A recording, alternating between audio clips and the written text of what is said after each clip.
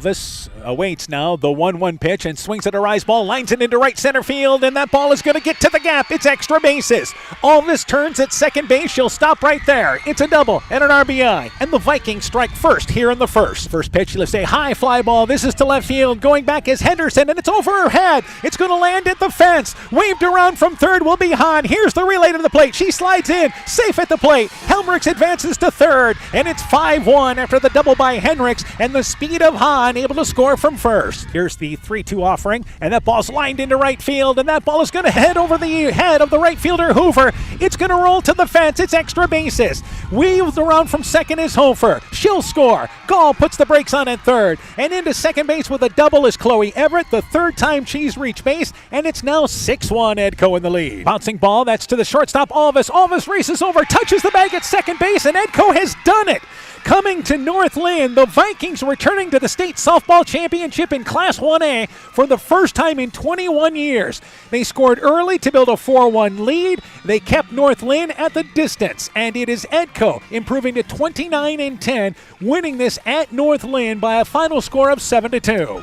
The best tourney action is on KCTN FM 100. It's a Class 1A quarterfinal today on KCTN. In our featured matchup, Edco takes on Martensdale-St. Mary's. For the Vikings, a trip to state was one of their goals this season. The entire lineup has contributed in all three tourney wins. They know they need another effort today. For the Blue Devils, the top-ranked team in Class 1A, they've outscored their opponents 30-0 in their three tourney wins. They are the team to beat. The winner heads to the semifinals Wednesday night. The other is consolation-bound. Edco and Martensdale-St. Mary's, the On Deck Show, next. While out and about, don't find yourself stuck at the side of the road. At Edgewood Auto and Tire, our trained technicians work on all autos, trucks, semis, and heavy duties. We offer premier alignment service and DOT inspections and carry all major lines of tires. Call or ask about our current tire rebates.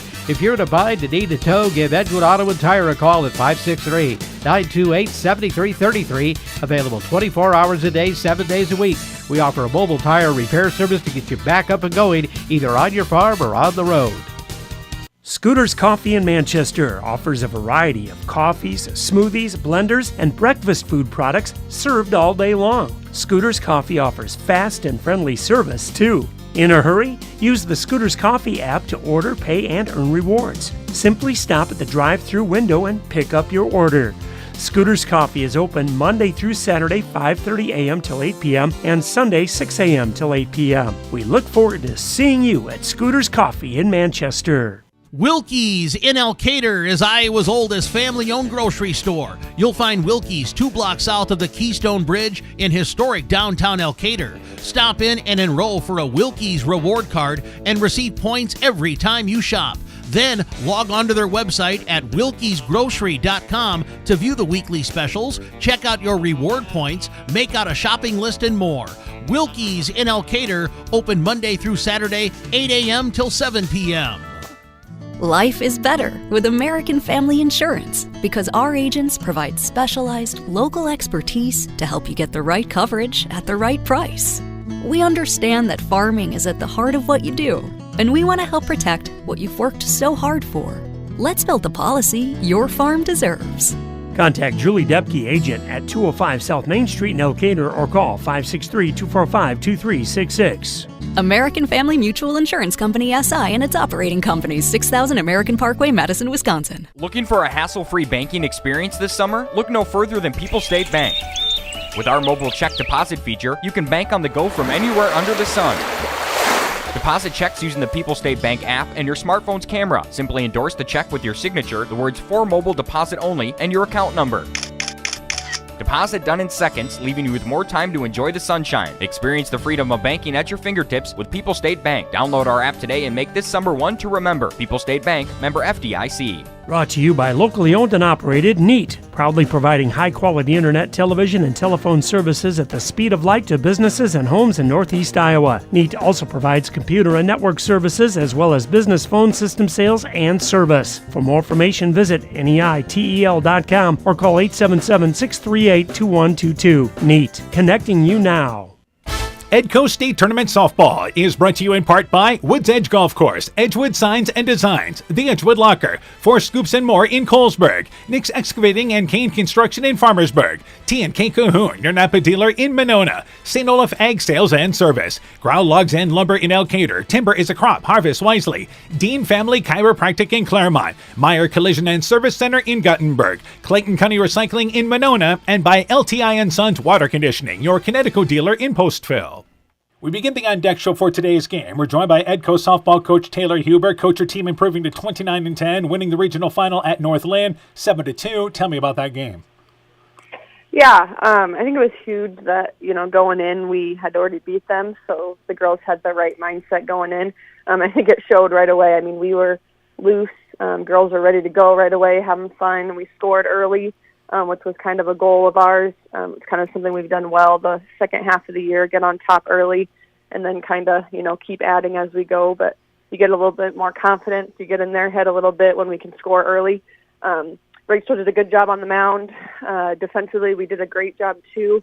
I mean, we had so many jams that we were able to work out of between our pitching and our defense. So that was really good to see the girls not get, too worked up when we had some situations where things could have gone bad. So, all right, let's talk about offensively. I know you've been getting production up and down the lineup. Tell me about some of those individuals.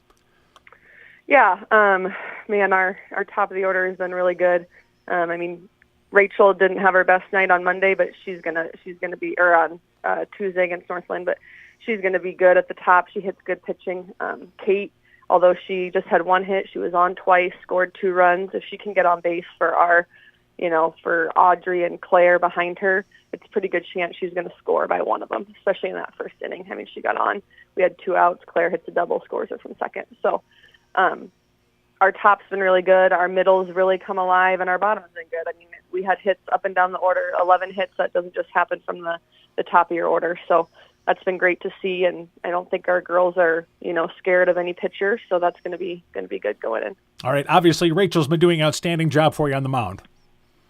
Yeah, like I said, the Northland was a little bit tough. I mean, he was pretty tight both ways. I mean, we worked quite a few walks as well, so that limits things a little bit. You have to be a little bit more exact in your pitches. And Northland was pretty disciplined. They knew going in they weren't gonna swing at that high pitch too much. They were especially the bottom of the order. They were pretty disciplined up there. So. But Rachel worked through it. She threw strikes, made our defense, have to work behind her, and that's going to be huge going into tomorrow. Is just being sharp, throwing strikes, make them put it in play, especially the bottom of their order, and see what happens with our defense. Martensdale-St. Mary's. What do you know about the Blue Devils? I haven't seen them play in person. I've been watching. I watched some of their, you can watch their state games from last year. Some other things, looking at stats, their pitcher's good. I think watching from what I can see, she throws a lot of rise and a lot of change. So we're going to work on that today and hopefully be ready to go for that. But otherwise, they've got some really good hitters at the top. One slapper. Their top 3 girls are super aggressive on the bases, so we're going to have to contain them a little bit. And then, just go after some of their maybe weaker ones at the bottom. They don't drop off. I mean, they're the number 1 team in the state, so they don't drop off at the bottom as much as a lot of teams do. But still, if Rachel's throwing well, I think we can attack some of those girls. All right, Coach, good luck to you in the ball game. We look forward to talking to you afterwards. Thank you. Edco softball coach Taylor Huber on our Viking team. The On Deck Show continues after this. Northern Country Co-op and Viafield are now Nexus Cooperative, your full-service ag partner supplying all your agronomy, energy, feed, grain, and lumber needs. Our highly knowledgeable and experienced team utilizes the latest technology in feed manufacturing, agronomy services, precision ag, plant and animal nutrition, energy products, and grain marketing to keep our customers ahead of the rest. Stop in today at any of our 26 locations across northern Iowa and southern Minnesota, or visit us online at nexus.coop. The doctors and staff of Family Dentistry Associates of Monona encourage everyone to get out and support your local baseball and softball teams this summer. It's always a great time to watch a ball game and enjoy the weather at your local high school ball diamond. We have exciting news. Dr. Chase Bruner and Dr. Daphne Hayfler, University of Iowa graduates, will be joining our team at Family Dentistry this August. Call today to schedule 539-4651. Stronger, farther, faster. It all starts with good nutrition. Clayton County Farm Bureau is proud of our livestock farmers who provide high-quality protein needed to fuel our young athletes. The ultimate pre- and post-game fuel-up can be found in meat and dairy foods grown right here. Meat and dairy are natural sources of essential vitamins that support health, energy, and performance. We know our student athletes are the real deal, and Iowa's livestock farmers are committed to helping them reach their goals. To learn more, visit realfarmersrealfoodrealmeat.com. When I started out in the car business, my dad gave me some good advice. Hi, it's Forrest Brown with the Brown's family of dealerships. What my dad told me is when you sell someone their first car, you need a good sales department. But if you expect to sell them their second, third, and fourth car, you better have a great service department. Visit any one of the Brown's family of dealerships in Guttenberg, Elkader, West Branch, or Victory Ford in Dyersville and find out why Brown's is your hometown dealer, no matter where your hometown may be. The Woodland Eye Clinic in Elkader and West Union are proud sponsors of high school sports. We are committed to bringing our patients the highest level of total eye care with detailed one-on-one attention. Our offices offer the newest technology and equipment with a professional team of experienced staff that is committed to you. Call us today for your next total eye care appointment. The Woodland Eye Clinic in Elkader and West Union supports all of our local athletes taking the field or court this season. This is Chris Holbert, General Manager of Hall Roberts Son Incorporated in Postville. We would like to wish the area student athletes both a safe and successful sports season. We have been a community-based company since 1864, servicing and supporting the area ag industry with products necessary for daily success. We look forward to continuing to serve and support both the ag industry and high school athletes in our surrounding communities. Thank you and good luck from the families at Hall Roberts Son. Edco State Tournament Softball is brought to you in part by Prestige Day Spa, The Edgewood Reminder, Del Clay Farm Equipment, your Kawasaki dealer in Edgewood, The Market, a division of Kedrick Inc., Myers Auto Service in Monona, Thompson Construction and Monona Overhead Door, Culligan Water Conditioning in Elkader, the Loena Savings Bank, member FDIC, Fisk Farm and Home in Monona, Cresco, and Decorah, Carr Auto Group, Bacon Concrete in Postville, and Bruins and James Insurance, your Grinnell Mutual agent in Monona. We continue the On Deck show for today's game. We're joined by Martensdale-Saint Mary's softball coach Emily Wood. Coach, her team now 28-6, winning the regional final over Griswold 8-0. Tell me about that game. We were just really prepared for that game. Our bats came out and we played great defense. All right, let's talk about this team offensively. I know you have a number of girls contributing. Tell me about some of those individuals offensively. We have Ellie Baker and Brindley German up at the top of our lineup. They're really good table setters. And then you get down a little bit later in our order. Sydney Bears is really good at driving in runs. Shelby Woods, a freshman, seems to always come through in the clutch situations. Abby Hughes has great RBI power. Ani Berger. Really up and down the lineup we contribute. All right, let's talk about pitching-wise. Who are you looking to throw in today's ball game?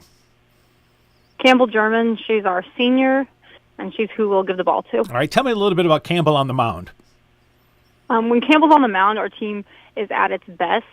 They know that she's going to make good pitches, and they're ready to play defense behind her. Her ball's got great movement. She's got great speed, and she really knows how to attack batters. All right, turning our attention to Edgewood Colesburg now. What do you know about the Vikings? Honestly, not a whole lot yet. They kind of play in a different part of the state. There's not a lot of common opponents there, but I know they pitch really well. They've got a really good pitching staff of 2 or 3 girls that share the ball pretty well. They look like they get on base a lot, and they put the ball in play, so they're definitely going to put the pressure on us. All right, for Martensdale-St. Mary's, then, what do you feel the keys in the ball game are for your team? Our biggest key is going to be to stay focused on defense the entire game and play as errorless as possible, and then making sure we keep contributing up and down the lineup, looking for our pitch and having good quality at bats. All right, this is a team that, of course, is the number 1 team in the state. Do you like the progress this team has made all season? Yes, obviously we opened the season with high expectations, but we've challenged ourselves throughout the season, and the girls have always seemed to have risen to that challenge. We've played a pretty tough schedule and put ourselves in tests, and overall we've competed in those tests, and we were able to learn a little bit from it, and this team has no quit in them. All right, Coach, good luck to you in the ball game. We look forward to talking to you afterwards. Okay, thank you. Yes, Martensdale-St. Mary's softball coach Emily Wood on her Blue Devil team. The On Deck show continues after this. Top Gun Customs knows that the insurance company wants you to do all the work for them. They want you to download the app, take the pictures, upload them, then they want you to accept the paltry check they think will repair your vehicle. No, no, no. Top Gun writes an accurate estimate, takes the photos, and explains the repair process to you. Let Bob and the guys take all the worries out of your repairs. Call Bob or Nancy at 563-964-9899 at Top Gun to schedule your repair today. We are happy to announce we are once again performing cataract surgery right here at home. This is Jessica Jones, surgery supervisor. We welcome Dr. Cancel from Gunderson, who performs this surgery monthly at our local surgery suite and holds consultations at Gunderson Eye Clinic, Waukon. Dr. Cancel is a wonderful addition to our surgery team, and we're so happy he's here. Call us today for more information. Exceptional caring people, Veterans Memorial. Inspiring changes to a happier, healthier you is what they do at Clayton Drug, now offering free delivery of prescriptions to the Monona area. To find out more, call 563-245-2530. Clayton Drug can help you transfer your prescriptions quickly and easily to their pharmacy. Clayton Drug is committed to helping you achieve the highest quality of life possible. Clayton Drug, connecting the communities of Elkader, Strawberry Point, and Sumner to serve all in between. Hi, this is Cody from Torkelson Motors in Elgin and Waukon. At Torkelson Motors, we believe that student involvement in activities is a great way to help grow our communities, and we are proud to help sponsor this game for your enjoyment. We've been serving Northeast Iowa since 1926 and appreciate the business that our customers have given us and the support they provide to our area schools and communities. So the next time you are in need of a new or used vehicle or a repair, stop into Torkelson Motors. We've been selling cars the old-fashioned way with a friendly smile and a handshake right here next door in Elgin and Waukon. Hey sports fans, take a time out and call Garms Financial Services. Their team of agents can show you how to save money on all your insurance needs with Grinnell Mutual. Whether you need auto, home, farm, crop, or business insurance, Garms Financial Services has you covered. You'll also receive quality protection, expert advice, and local friendly service. Call Brian Bugenhagen, Cheryl Wagner, Emily Bazin, or Kayla Olson today for a free competitive quote. Garms Financial Services in Elkader, your trusted choice agency. At Almaquee Clayton REC, we provide more than energy. We also provide ideas to help keep you safe, especially during planting season. If your equipment contacts a power line, back away. When you can't back away, call or radio for help. If you must jump clear of the equipment, do not touch the ground and the equipment at the same time. Report potential power line hazards today. At Almaquee Clayton REC, we care about keeping you safe. That's the power of human connections. Almaquee Clayton REC, your touchdown energy cooperative. Edco State Tournament Softball is brought to you in part by the Edgewood Locker, Lloyd Kelchin Grain in Edgewood, Leonard Muller Funeral Home and Crematory in Manchester, Edgewood, and Strawberry Point, Farmers Savings Bank of Colesburg, Elkport Garber, Strawberry Point, and Arlington, member FDIC, TJ's Pizza in Monona and Claremont, Furniture Showcase in Allwine, Guttenberg Municipal Hospital and Clinic, Norby's Farm Fleet in Northeast Iowa, and Rivals Inc. Custom Gear, Screen Printing, Embroidery, and online shopping at rivalsinc.com. Good afternoon, everybody. How you doing? Dan Barons along with Coach Aaron Hamann. Welcome to Rogers Park here in Fort Dodge in a Class 1A state quarterfinal as the Edco Lady Vikings make their return to the state softball tournament for the first time in 21 years, taking on last year's state runner-up in Martensdale-St. Mary's, the top-ranked team. We're joined by Coach Hamann for this state tournament. Yeah, great atmosphere here at Fort Dodge and a lot of crowd from both teams. But as you said, Edco beat off last year's champion North Lynn.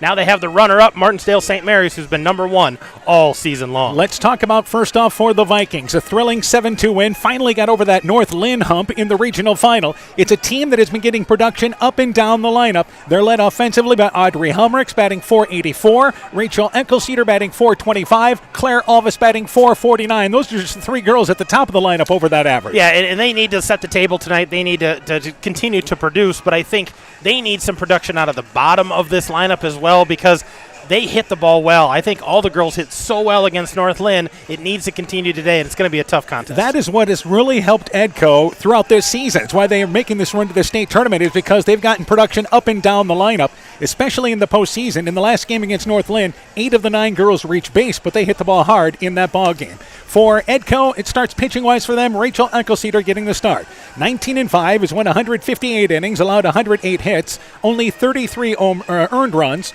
walking 48 and striking out 241, a sparkling ERA of 1.46. Yeah, and she's only a sophomore, and she's already set some records and is just showing that, she's going to be around for 2 more years. But I think this is a great test for her at the state tournament if they want to turn this into an annual event. For Martensdale-St. Mary's, it is, of course, Campbell German, their top pitcher. 16-5, 121 innings. Has allowed just 63 hits, 23 earned runs, walking 31, and striking out 202.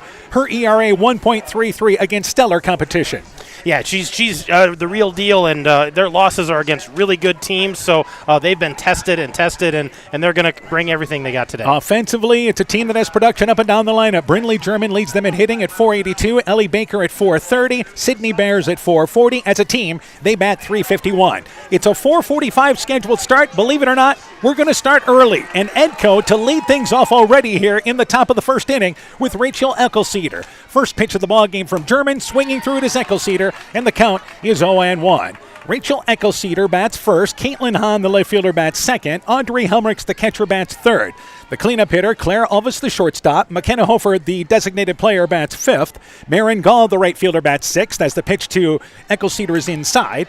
Chloe Everett, the third baseman, bats seventh. Lauren Kirby, the first baseman, bats eighth. Campbell Kirby is the center fielder, batting ninth. And Emma Stainer plays second base in the number 10 position. Eckelceder batting .424 on the season with 32 RBIs driven in. And the count is a ball and a strike. 1-1 pitch inside and away, and it goes to 2 balls and a strike. For Martensdale-St. Mary's defensively, Ani Berger is in left field, Brindley German in center, Marianne Hunt in right field. Around the horn defensively, Abby Hughes at third, Shelby Woods is at short, Ellie Baker at second, Ava Oberender is at first base, the catcher Sydney Barnes, and Campbell German is on the mound. This pitched on 2-1, fouled back into the backstop area by Eckelceder, and it goes to 2 balls and 2 strikes. You are facing a strikeout pitcher. If you are Edgewood Colesburg here, single digits is where that strikeout has to be. You've got to put the ball in play. Got to put the ball in play, put pressure on the defense. Don't let the pitcher get comfortable out there. So 2 balls and 2 strikes. 2-2 offering is a changeup and a called strike 3. Eckelceder caught looking at the changeup, and it's strikeout number 1 for German. And that brings not the start that Edco wanted at all there. So, and that was a rise ball, but it was a changeup, a little off speed, but still moved forward. And that is strikeout number 1. Caitlin Hahn now up to bat, batting .356. She is a sophomore, and 1 quick out here in the top of the first inning. And the offering from German inside, and the count goes to 1-0. So you've seen some good pitching, but this is another level that you're seeing in the state tournament here for Martensdale-St. Mary's. Well, yeah, you get to the next level, whether it's the regional final, you get to state, the ERAs come down, the strikeouts go up, the walks go down. It becomes harder and harder to get those hits. 1-0 is the count, and the offering to Hahn swings through a rise ball, and it goes to a ball and a strike. Edco wearing the black bottoms. They have the pinstripe gray tops, Vikings in yellow across the front.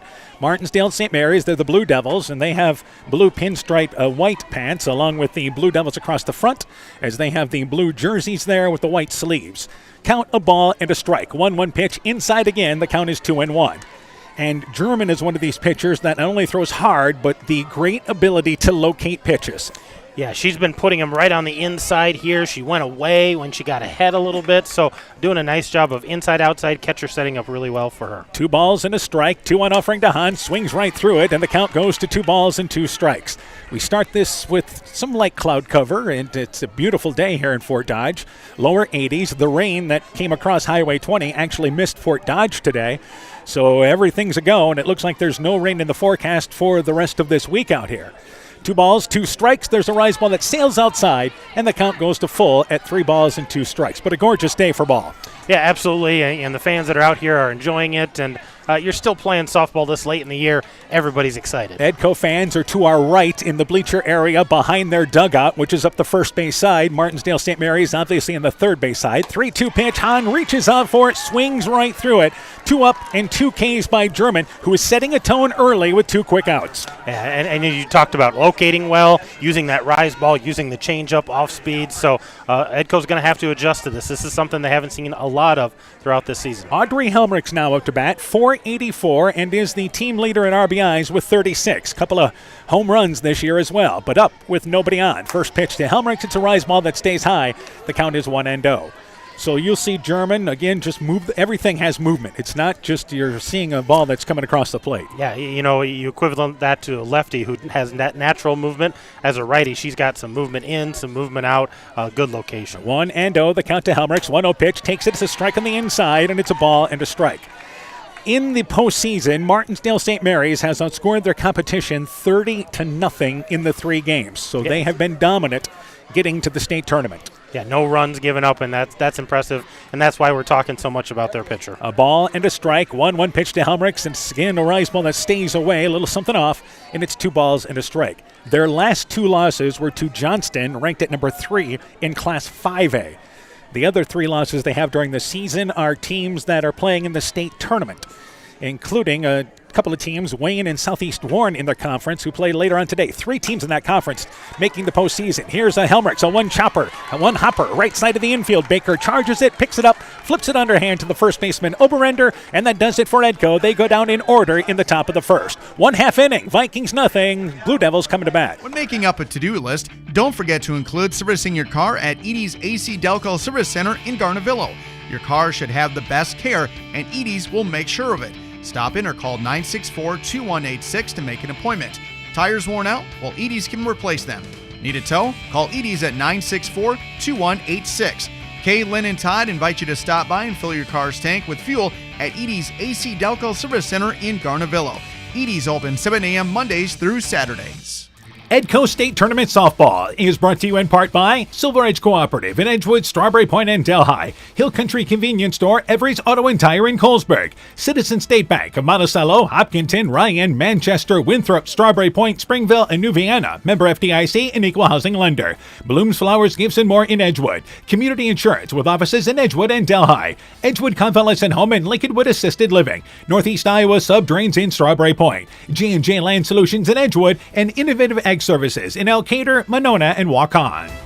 Bottom of the first inning, here's the lineup for Martensdale-Saint Mary's. Ellie Baker, the second baseman, bats leadoff. Brinley German, the center fielder, bats second. Campbell German, the pitcher, bats third. Abby Hughes, the third baseman, bats cleanup. Sydney Bears, the catcher, bats fifth. Shelby Woods is the shortstop, batting sixth. Ani Berger, the left fielder, bats seventh. Marianne Hart, the right fielder, bats eighth. And Mac German, the designated player, bats in the number 9 spot. Ava Oberender, the first baseman, in the number 10 spot. You have the slap-hitting Ellie Baker up to bat. First pitch, tried to check it, goes after it, and the count is 0-1. Batting .430 from the slap spot. It pops this one up, foul territory. Everett drifts into foul territory, makes the play near the Martensdale-St. Mary's dugout, and it's 1 up and 1 down here in the bottom of the first. And that was a great pitch by Eggleseder, elevated just enough, get that slapper to go underneath it, fouls it away from her, and a nice catch there by Chloe Everett. Brings up Brinley German now. German is batting .482 on the season, tied for the lead RBI-wise with 35. One quick out, Rachel Eggleseder delivers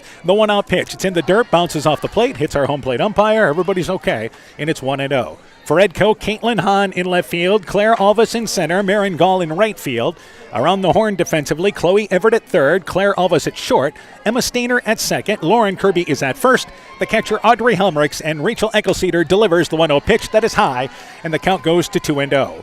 We were talking before the break, but 3 teams from Martensdale-St. Mary's Conference in the final 8 in Class 1A. That's staggering. Yeah, the Pride of Iowa was stacked with Southeast Warren, who beat Martensdale-St. Mary's this year. 2-0 pitch, bouncing ball, 2-hopper to the shortstop Alvis. Nice field, strong throw across the diamond to Kirby, and it's 2 up and 2 down as German bounces out to short. And clean defense there by Alvis and a nice catch by Kirby. I think that needs to continue throughout because they've had moments where they're not real crisp. They need to have those clean plays, finish strong, make good throws. Helmrichs, she came up. Nobody was on in the top of the first inning, and it's the same for Martensdale-St. Mary's top hitter in Campbell German. She's batting .390 on the season, 35 RBIs this year. The pitcher sees the first pitch from Eggleseder. It's low and away, and the count goes to 1-0. Edco, quite a following they have here. As you look up at the bleacher area to our right, that is full of Edco fans. We saw them wearing their turquoise-colored shirts, so they're very visible. Shirts, yeah, we can see them everywhere.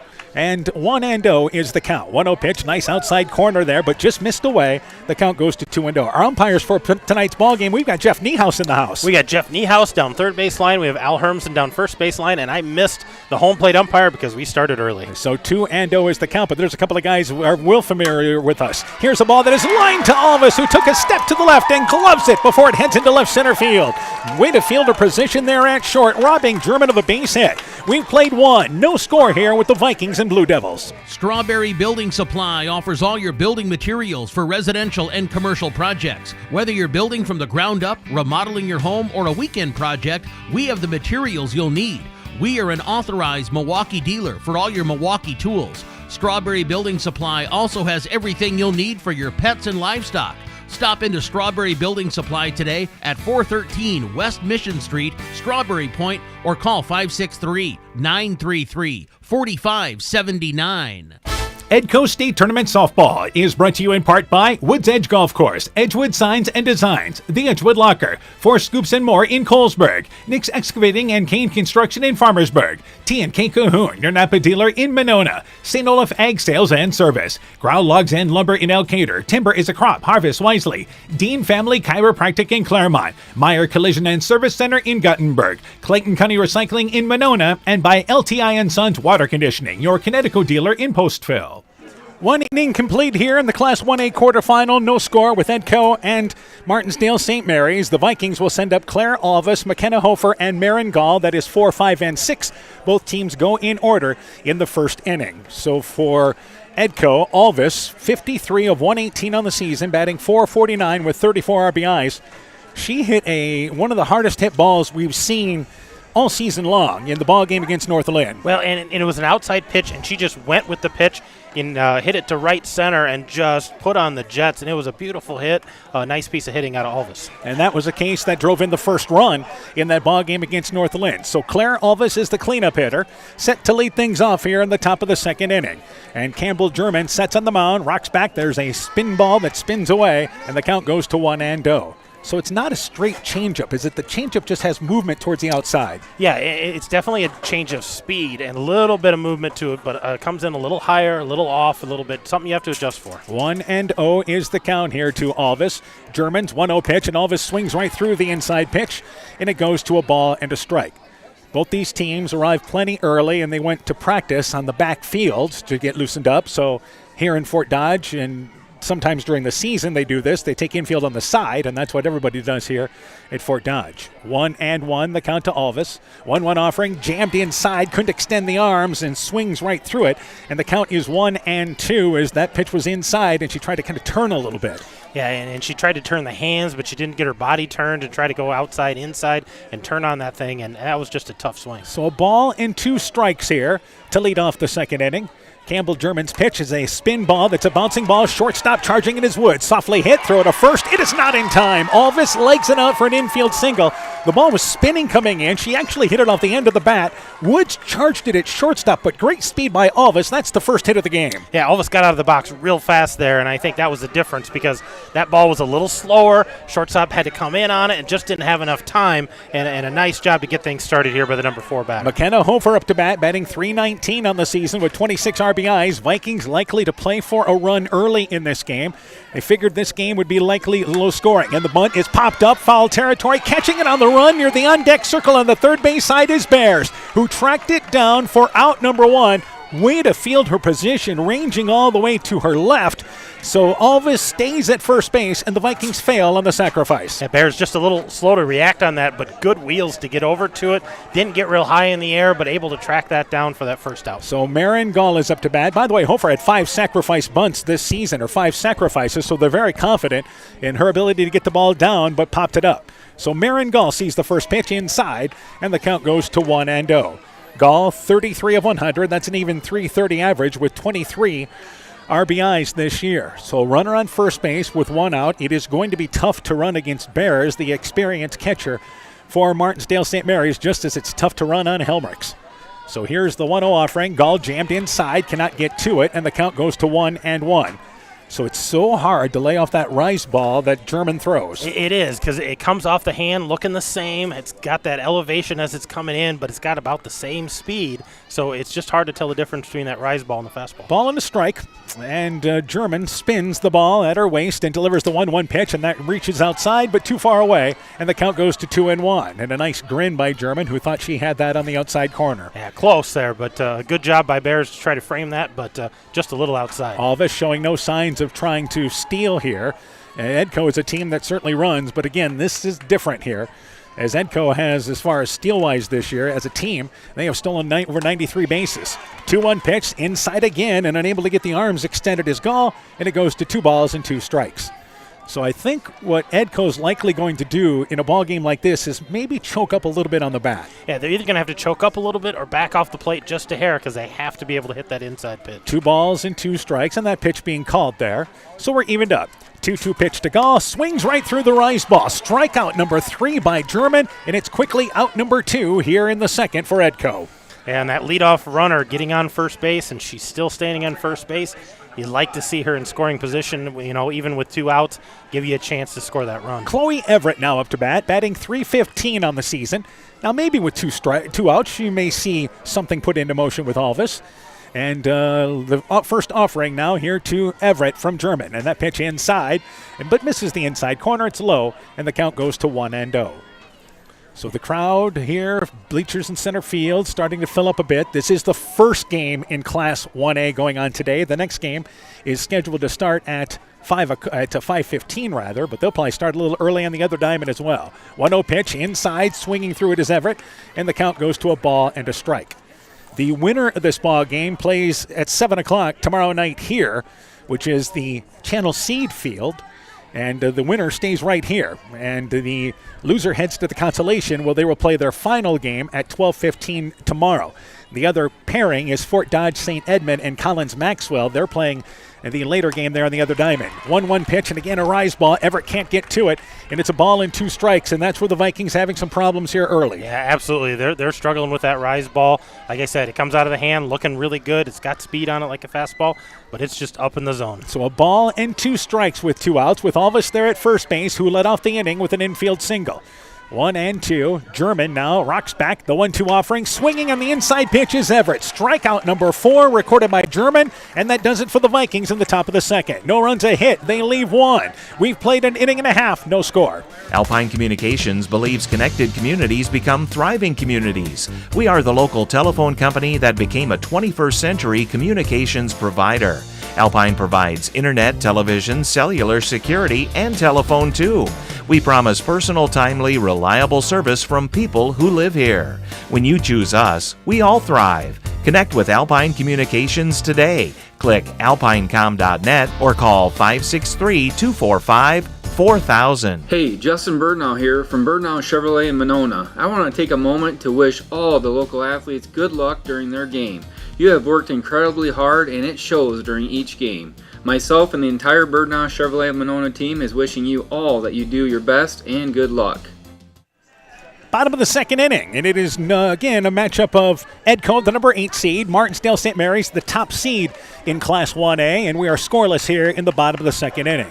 For Martensdale-St. Mary's, they will send up Abby Hughes, Sydney Bears, and Shelby Woods. 4, 5, and 6 in their lineup to lead things off here in the bottom of the second inning. Pitch in line to right field, right at Gall, who takes a couple of steps to the left, able to camp underneath it, makes the play there as Hughes on the first pitch flies out to right field for out number 1. Yeah, went right with that outside pitch, and Hughes hit it right at Marin Gall. Camped underneath that, easy play, F9. Hughes was batting .309, 27 RBIs from the cleanup spot. That brings up Sydney Bears. Bears batting .440 on the season with 26 RBIs. And this is a team, just like Edco, they've gotten production up and down their lineup throughout the year.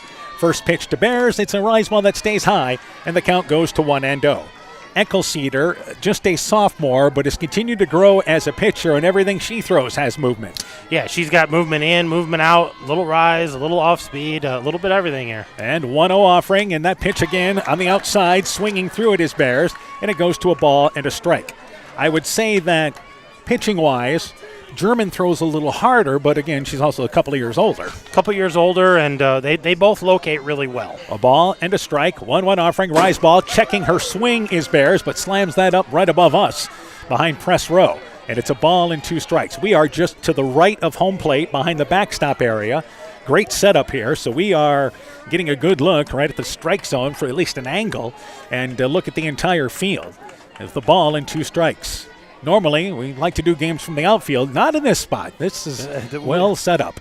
1-2 pitch. Change up just missing outside is Eckelceder. Not a bad location on the 1-2 pitch. That did not miss by much. A little off the plate, but it was right there. That's a tough pitch to take twice, but good discipline by Sydney Bears. So 2 balls and 2 strikes is now the count.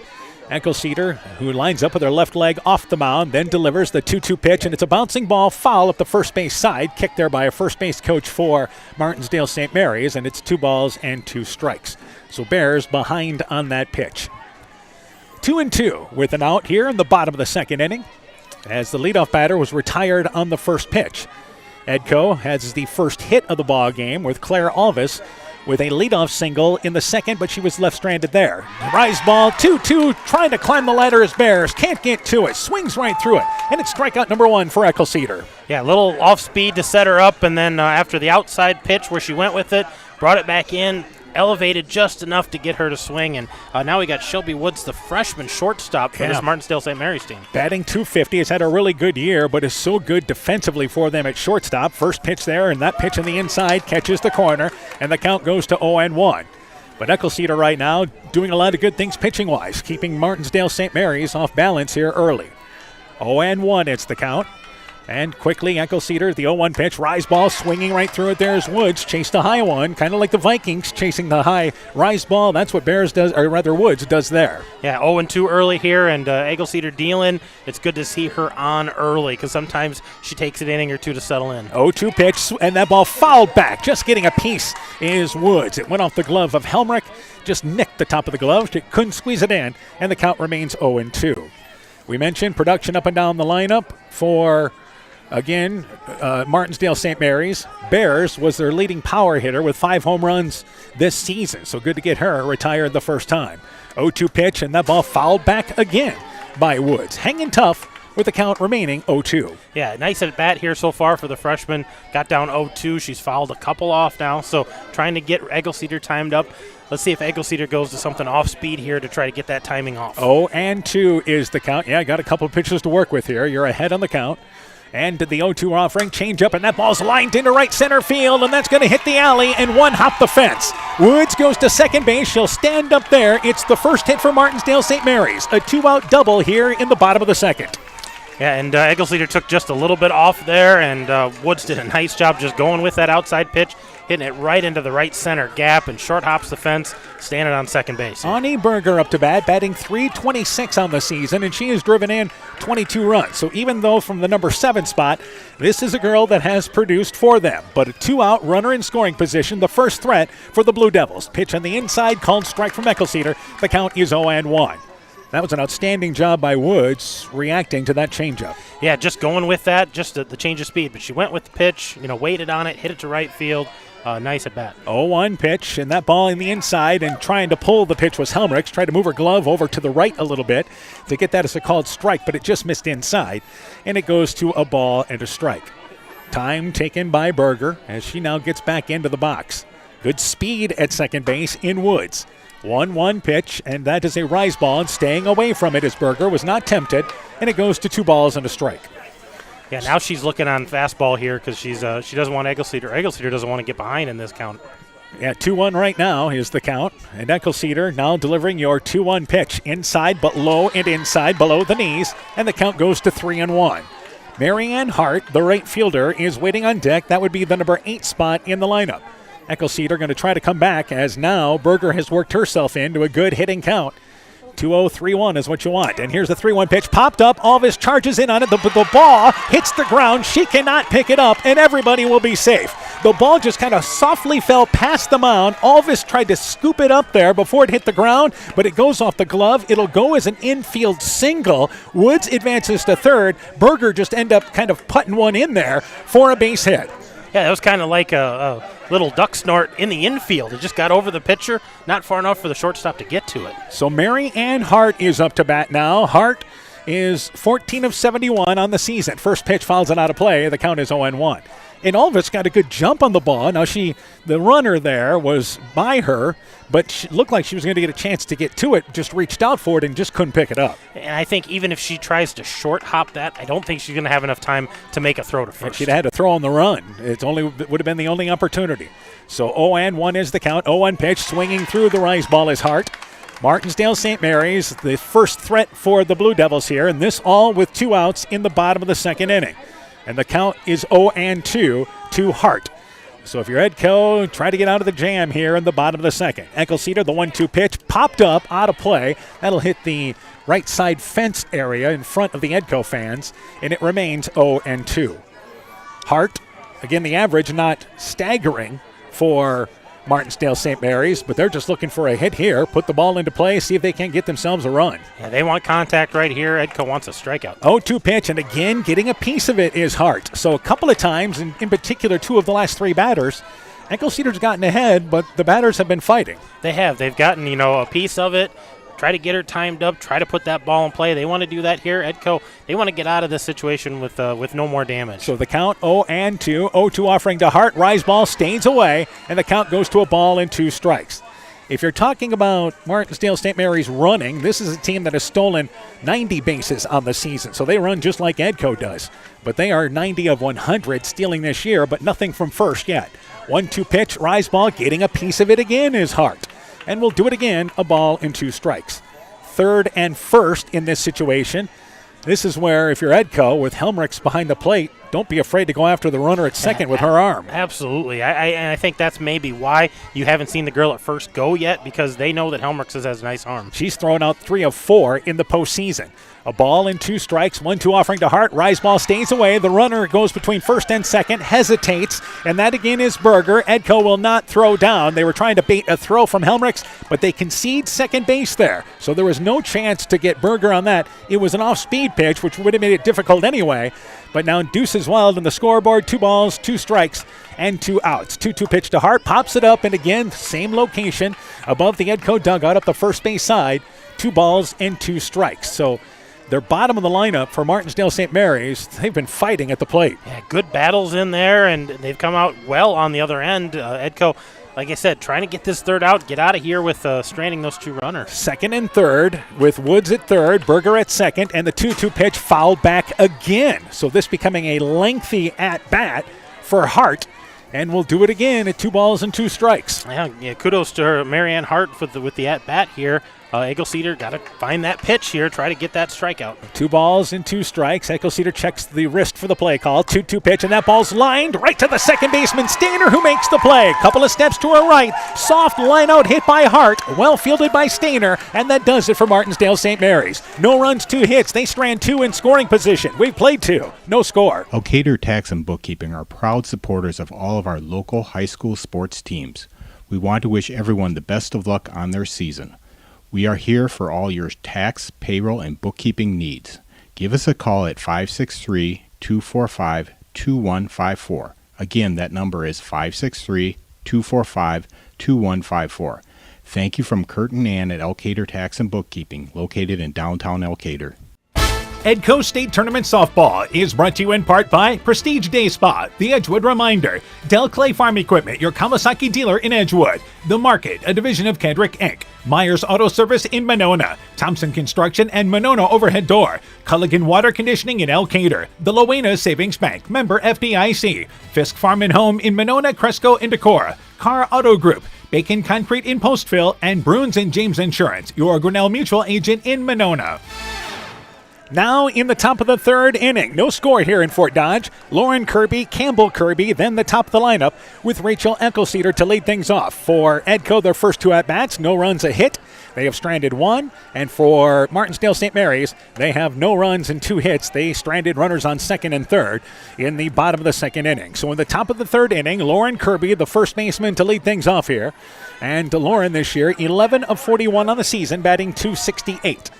And facing Campbell German here to lead things off in the third. First pitch in the inside corner. It's a strike. The count is 0-1. even that line out there by Hart, that ball was hit as a line drive. It was hit hard. Stainer had to go to her right a little, but well hit ball. That's what you want out of the bottom of the order. That's what Edco's looking for here. Put the ball in play. 0-1. Pitch to Lauren Kirby. Reaches out for it. Couldn't get to it. And the count goes to 0-2. But it just lets you know that, again, you're going to have to battle through the Martensdale-St. Mary's lineup 1 through 9. And Edco hoping for the same result here as their bottom of the lineup, which has been so good, we talked about earlier. 0-2 is now the count to Lauren Kirby. And as she spins the ball on her hip, Campbell German rocks back. 0-2 pitch. Swinging through it, the rise ball there is Kirby. It is strikeout number 5 by Campbell German, and it's out number 1 here in the top of the third.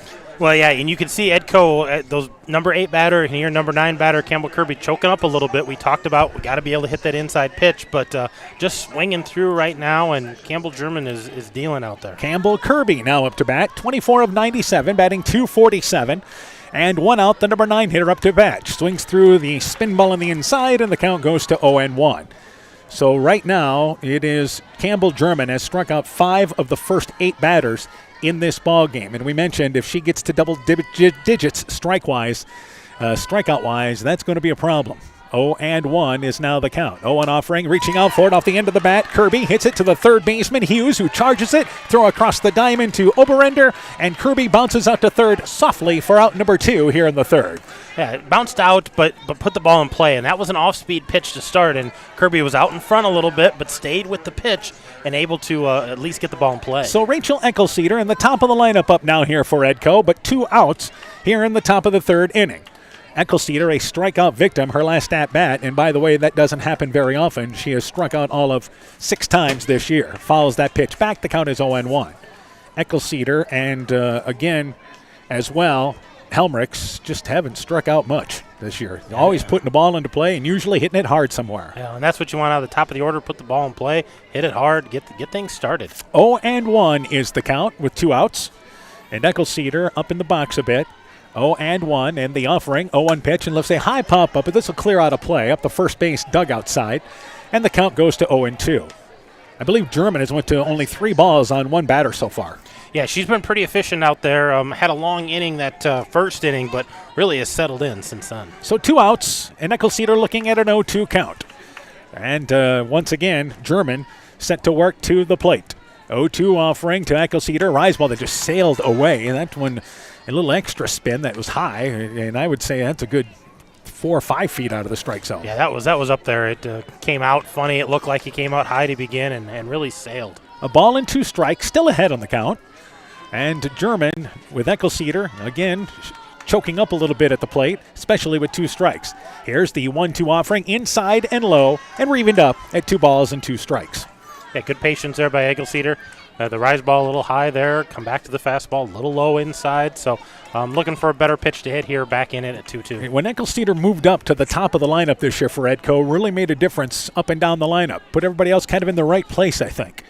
2 balls and 2 strikes, 2-2 offering, bouncing ball, third baseman right to Hughes, who hugs the line, throw across the diamond to Oberender. Eccleseder bounces out slowly to third for the 3rd out of the inning. Vikings go down in order. We've played 2.5. Still no score here in Fort Dodge.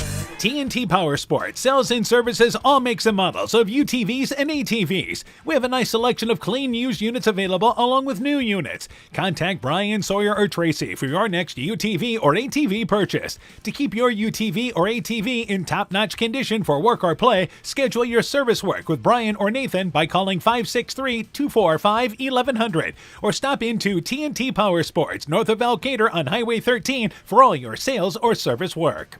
Scooters Coffee in Manchester offers a variety of coffees, smoothies, blenders, and breakfast food products served all day long. Scooters Coffee offers fast and friendly service, too. In a hurry? Use the Scooters Coffee app to order, pay, and earn rewards. Simply stop at the drive-thru window and pick up your order. Scooters Coffee is open Monday through Saturday, 5:30 a.m. till 8 p.m. and Sunday, 6 a.m. till 8 p.m. We look forward to seeing you at Scooters Coffee in Manchester. Now in the bottom of the 3rd inning with no score, Mac German followed by Ellie Baker, Brindley German. That is 9-1-2 in the Martensdale-St. Mary's lineup to lead things off here in the bottom of the 3rd inning. First pitch from Eccleseder, swinging right through that pitch is German, and the count is very quickly 0-1. McLean German is her name, but in the lineup is Mac German. They go by 12 Mac, of 37 this year, batting .324 on the season. So obviously goes by that name. 0-1 is Eckelceder, delivers the rise ball that sails high, and it goes to a ball and a strike. So already in the bottom of the third inning, in a game that started early today, which we were shocked. Usually things run right on time. Right on schedule, and they were starting the festivities. Yes, we got both teams here. All their fans are here. Let's start. 1-1 pitch, rise ball away, and it's 2 balls and a strike. That one over the head of Mac German. And you can see the frustration. Eckelceder not able to locate that quite where she wants. She wants that down a little closer to the zone. So 2 balls and a strike, and German looks at the 2-1 pitch, gets a piece of it, hit above the metal support that we're sitting under, and it's a foul ball. 2 balls and 2 strikes. So Eckelceder struck out 1 in the first 2 innings. And I think that was the pitch she was looking for. That was the location, just above the belt. Get their arms going, make them swing at it, then come back with some heat. So we're evened up at 2-2. Eckelceder's 2-2 pitch, and it's a high pop-up, but this will sail out of play as well up the first base side. Martensdale-St. Mary's has hit as many foul balls in this ball game that I think we've seen all year in the games. Yeah, they're free swingers, and the bottom of the order are tough at-bats. They're tough outs. 2 balls and 2 strikes. And again, Eckelceder checks the wrist for the pitch count. 2-2 pitch, and swinging through the rise ball there is German. Strikeout number 2 for Eckelceder, and it's out number 1 here in the bottom of the third. That was a good pitch there. Nice to get the number 9 batter out as you get to the top of the order here. Ellie Baker is the top hitter for Martensdale-St. Mary's, their leadoff hitter, who popped out to third. She is a left-handed bat and a pure slap hitter for Martensdale-St. Mary's. Going to put it on the ground and going to run. Edco has the second baseman Stainer in a straight line between first base and the pitcher. So every team kind of defends slap hitters a little different. Stainer comes in there, and she is just to basically the left of Eckelceder, the pitcher. Yeah, she's right next to Eckelceder. Lauren Kirby, the first baseman, stays back to cover the bag. And 1-0 pitch, slapping there and looking at it was Baker, but she pulled back, and it's a called strike, and the count goes to 1-1. Maybe she went after that. Oh, she didn't. That was a called strike, and she thought it was a little high. Umpire thought different, said that was in there for a strike. So a ball and a strike. And Eckelceder's 1-1 pitch, and again, she looks it outside, and the count goes to a ball and 2 strikes. That time Baker shakes her head and said, yeah, that's a strike. Yeah, that time she knew. And now she's going to dig in here with a 1-2 count. Her hands are kind of spread out from that left-handed bat, a good 4 inches between the hands. That's a rarity. 1-2 pitch, outside pitch that's away. The count is 2-2. You ever had a player grip the bat like that where your hands aren't together? No, but I've had a batter wear them opposite of each other when they switch hit, which is kind of strange. Yeah, 2 balls and 2 strikes, whatever makes you comfortable. And she's guess. batting over 400, so whatever works for you, don't change it. 2 balls, 2 strikes, outside corner, away, and it's 3 balls and 2 strikes. So Baker has been very patient at the plate after being down. And that's a tough pitch because that was outside and low. That's a tough one for a slap hitter to go down and get fair. Well, Baker and German are their top base running threats, and here's the 3-2 pitch that's lined into center field for a base hit. Baker with a base hit, the 3rd hit of the ball game for Martensdale-St. Mary's, and now you've got, let's see, they changed it there, and she was out of the box? She was out of the box, yeah. Either she was out of the box or she was on the plate, so she's going to be called out there. Yep. So that's out number 2. And a break for Edco. That's a huge break because that was a nice line drive right up the middle, but that's going to go, I guess that's as an interference. Hitter interference is what it is. So there's 2 outs. Brindley German is up to bat, and it's a good thing because Baker's 32 of 33 stolen base-wise this year. Yeah, and here's a high pop-up. Alvis at the edge of the infield calls for it, makes the play for the 3rd out of the inning. So for Martensdale-St. Mary's, no runs, no hits as it turns out. They leave nobody. We've played 3. Still no score here with the Vikings and Blue Devils. Wilkie's in Elkader is Iowa's oldest family-owned grocery store. You'll find Wilkie's 2 blocks south of the Keystone Bridge in historic downtown Elkader. Stop in and enroll for a Wilkie's reward card and receive points every time you shop. Then log on to their website at wilkiesgrocery.com to view the weekly specials, check out your reward points, make out a shopping list, and more. Wilkie's in Elkader, open Monday through Saturday, 8 a.m. till 7 p.m. Edco State Tournament Softball is brought to you in part by the Edgewood Locker, Lloyd Kelchin Grain in Edgewood, Leonard Muller Funeral Home and Crematory in Manchester, Edgewood, and Strawberry Point, Farmers Savings Bank of Colesburg, Elkport Garber, Strawberry Point, and Arlington, member FDIC, TJ's Pizza in Monona and Claremont, Furniture Showcase in Allwine, Guttenberg Municipal Hospital and Clinic, Norby's Farm Fleet in Northeast Iowa, and Rivals Inc. Custom Gear, Screen Printing, Embroidery, and online shopping at rivalsinc.com. Now in the top of the fourth inning for Edco, no runs, a hit, no errors. For Martensdale-St. Mary's, no runs, 2 hits, and no errors. It'll be Caitlin Hahn, Audrey Helmrichs, Claire Alvis, 2, 3, and 4 to lead things off here in the top of the fourth inning for the Vikings, and matching the top-ranked team in Class 1A through the first 3 innings. And you kind of get that feeling. We're at that point. Your second time through, you've got 2, 3, 4 up to bat. They'd like to get a run pushed across here. Put some more pressure on the defending runner-up in Martensdale-St. Mary's, the number 1 team in the state. I think you got to put a little pressure here because they've been in this situation. Edco hasn't been in this situation. Yes, so for Martensdale-St. Mary's, they started the year ranked number 1. They went number 1 wire to wire in Class 1A just because of what they had coming back from last year's state runner-up team. So Caitlin Hahn to lead things off, Audrey Helmrichs, and then Claire Alvis, again 2, 3, and 4. Hahn was a strikeout victim, looks to bunt, but it's right back to the mound. Fielded by German on 2 hops, throws it to the first baseman, Oberender. Not a bad idea with Hahn's speed, but bounced it right back to the mound for out number 1. Yeah, she directs that one way or the other. Maybe she gives herself a chance, but it was right back into the circle for the pitcher. Didn't even have to move, step and throw, an easy out. We saw Hahn in the speed she had against North Lynn and the double that we were talking about earlier that Alvis hit. It was Hahn who scored all the way from first base. Audrey Helmrichs is 0 for 1, bounced out to second, and up to bat with 1 out. Swings through an inside pitch there. She was a little bit fooled, expecting something else, and the count is 0-1. She was way in front of that. She got that front foot out there and was just way in front of it. Hands came through late. That was just an ugly swing. So 0-1 is the count.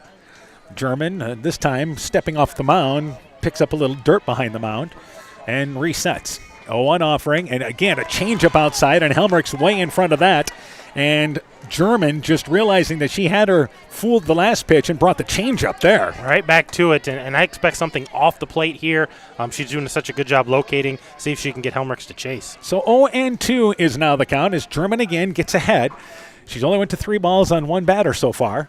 Here's the 0-2 offering to Helmrichs. Rise ball, and she swings right through it. Chased one above the hands that time. It is strikeout number 6 recorded by Campbell German, and it's out number 2 here in the 4th. Yeah, it wasn't a strong at-bat there that time by Helmrichs. Got fooled on those off-speed.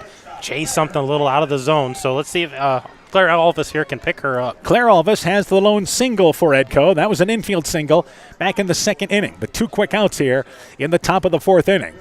It's Martensdale-St. Mary's threatened in the 2nd. That's been the best opportunity. Inside pitch and backing out of the way is Alvis. Good reflexes there. She didn't get hit by that pitch. It was headed right for her. She's able to back away and the count 1-0. Yeah, a little inside there and a lot of heat on that one. German trying to bring some speed. So 1-0 falls behind on Alvis, and German back on the mound. So 2 quick outs here in the top of the 4th inning. 1-0 offering to Alvis. Swings through a pitch there about waist level on the outside. A ball and a strike. So 1-1 is now the count. And German, methodical on the mound, I would say. Knows what she's doing, doesn't she? She is. She's working out there. She goes right to the mound there, knows what she wants to bring, and brings it. She has thrown all the games in the postseason for them, by the way. 1-1 pitch, change up, and reaching out for it is Alvis. It's knocked down by the pitcher, picked up by the shortstop Woods. Throw it to first. It is not in time. 2nd infield single there by, once again, Claire Alvis, who hit the ball hard. It went off the glove of German, rolled towards shortstop, but once that ball died down, Alvis, with her speed, was going to beat it out. Well, and of course, the pitcher's trying to make that play, slows the ball down enough that the young shortstop, the freshman shortstop, not able to make that play, and good wheels by Alvis there to beat that out. Try to get something started with 2 outs. Brings up McKenna Hofer, the designated player. Hofer, on a bunt attempt, fouled out into foul territory, so she is 0 for 1 in this game. Pitch there, it's inside, and it's a called strike. The count is 0-1. So Alvis has been on base twice. She is the only Viking that has reached so far, and she has yet to put the ball past the infield, but because of her speed and just where she's located the ball, she finds herself on base for a 2nd time. 0-1 to Hofer. 0-1 pitch, ball fouled right into the Edco dugout up the fence on the first base side, and the count goes to 0-2. Yeah, behind that, and that was pretty far up on the handle there, so she's got to get that bat extended, get through it a little quicker, and I know that's a tough task against a good pitcher like German. You're talking about Alvis with 2 strikes running again. She's 10 of 11 steal-wise this year, so I don't know if 2 outs with 2 strikes, you look to put her into motion here to Hofer, and Here is now the 0-2 pitch. It's a rise ball, stayed away, dropped. Alvis is going to try to go to second. Here's the throw, and it's a bullet, and safe at second base is going to be Alvis. It was a bullet from Bears to Woods covering the bag. Just getting underneath the tag there at second base is Alvis. She saw the ball dropped. The experienced base runner advances 60 feet. Yeah, hesitated just a bit, and that rise ball that popped away from Bears, and she threw a nice ball right on the money, but Alvis able to get underneath that before the throw got Bears got about 5 feet away from home plate and threw a bullet down to second base, and just underneath the tag was Alvis at second. 1-2 pitch to Hofer. Rise ball cannot stay off it. Chased it above the eyes, and that's the 7th strikeout for German.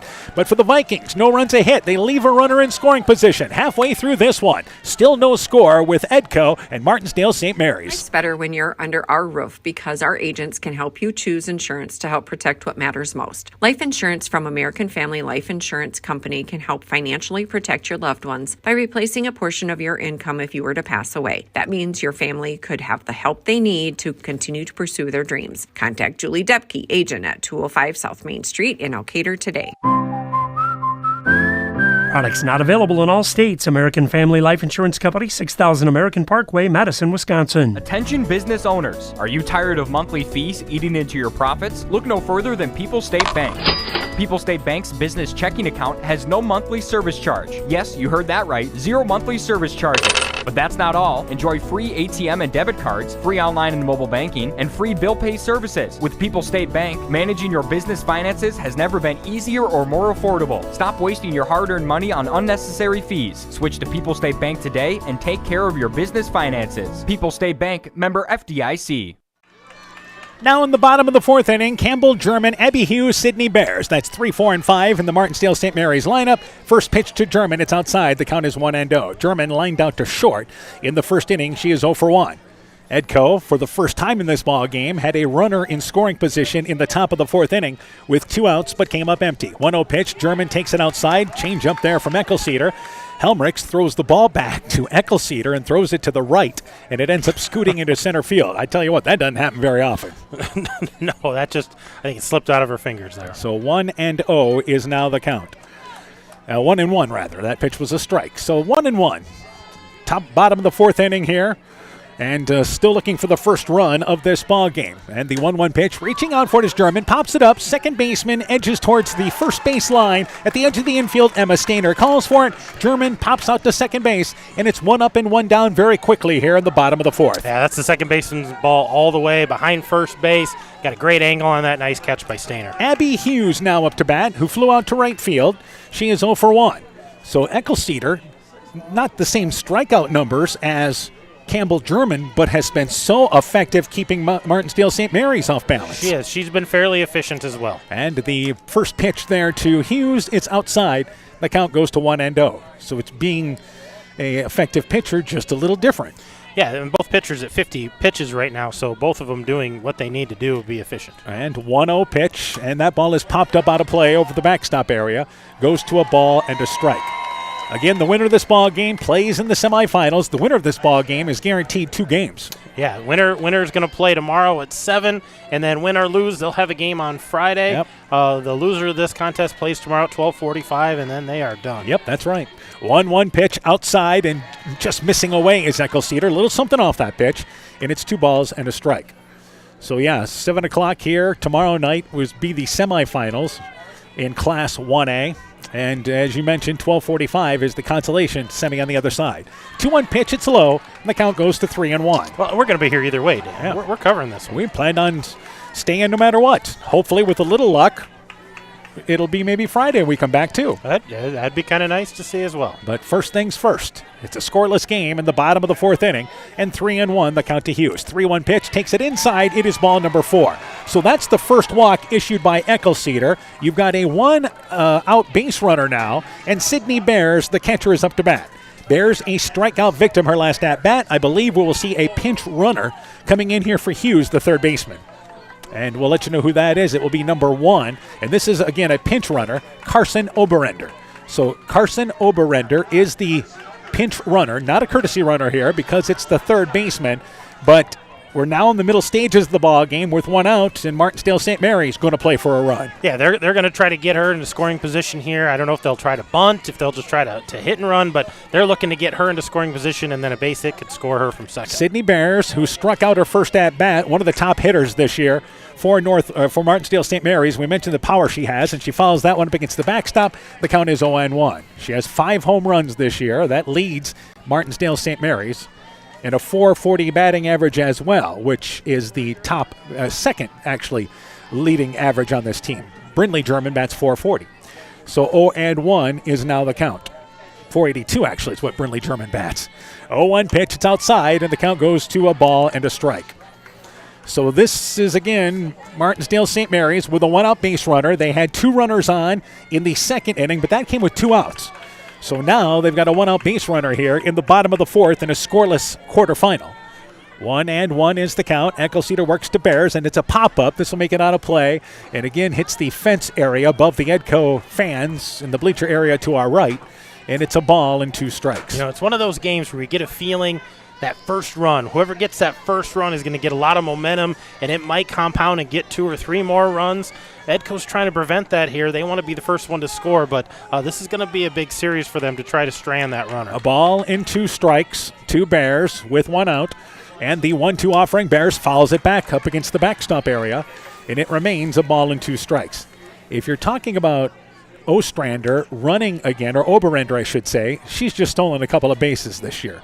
So she's been kind of the pinch runner for them quite a bit, and she has scored 17 runs as a courtesy runner or pinch runner this year. So her job is to replace somebody on the base paths. 1-2 pitch popped up. This will clear the Edco dugout up against the fence area, and it again is a ball and 2 strikes. It actually missed the Edco dugout to the right.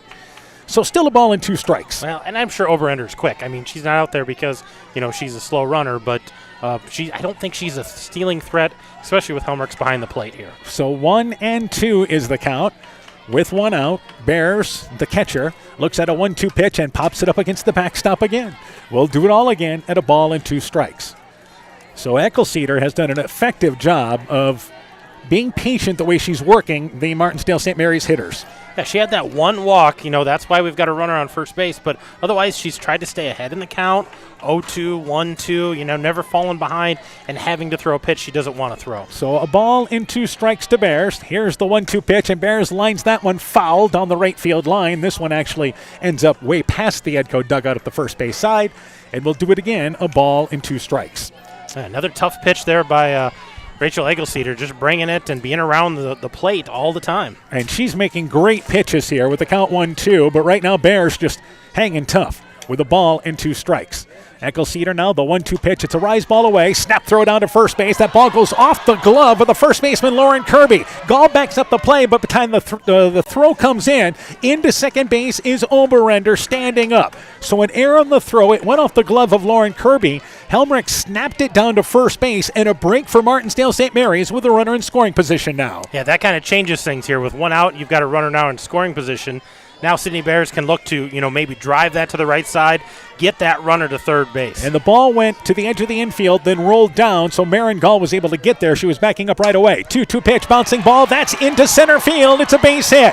Wheeled around from third will be Oberender. She'll score the game's first run. It's a base hit for Bears and an RBI. My, how big is that error now to give Martensdale-St. Mary's the lead? Yeah, that's huge because if that Oberender, the pinch runner is still at first on that, they're probably going to make third, but they definitely don't score on that base hit. So that brings up Shelby Woods with 1 out. Martensdale-St. Mary's strikes first, but a walk with 1 out leads to that run here in the bottom of the 4th inning. And I've always said a walk is never a good thing. They always lead to runs somewhere. And Woods now up to bat, who doubled her last at-bat. Takes the first pitch high. The count is 1-0. But you've got to give some prep there, some props to Bears, the batter, who fouled off a number of pitches. She had a great at-bat, and once that runner got to second, she went with that pitch, and nice base hit there up to center field, scores the run. And the 1-0 offering, and that ball popped up in the infield. Second baseman Stainer comes in, called off there by Alvis, but then Stainer stays with it, and Alvis stops, and Stainer makes the play. It was on the second base side of second base, so it's Stainer's ball all the way. Good communication. Woods pops out to second base for out number 2. And that's a big out for the Vikings, just a sigh of relief there. Now you're working 2 outs. You You got to force at first or second. You can stop the bleeding here, hopefully get out of there with just the one run given up. Ani Berger, the left fielder, is up to bat, the number 7 spot in the lineup. She singled back in the second inning. And here is the first pitch for Meckelcedar. And it's a high major league pop up in the infield. Steiner calling for it, able to camp underneath it.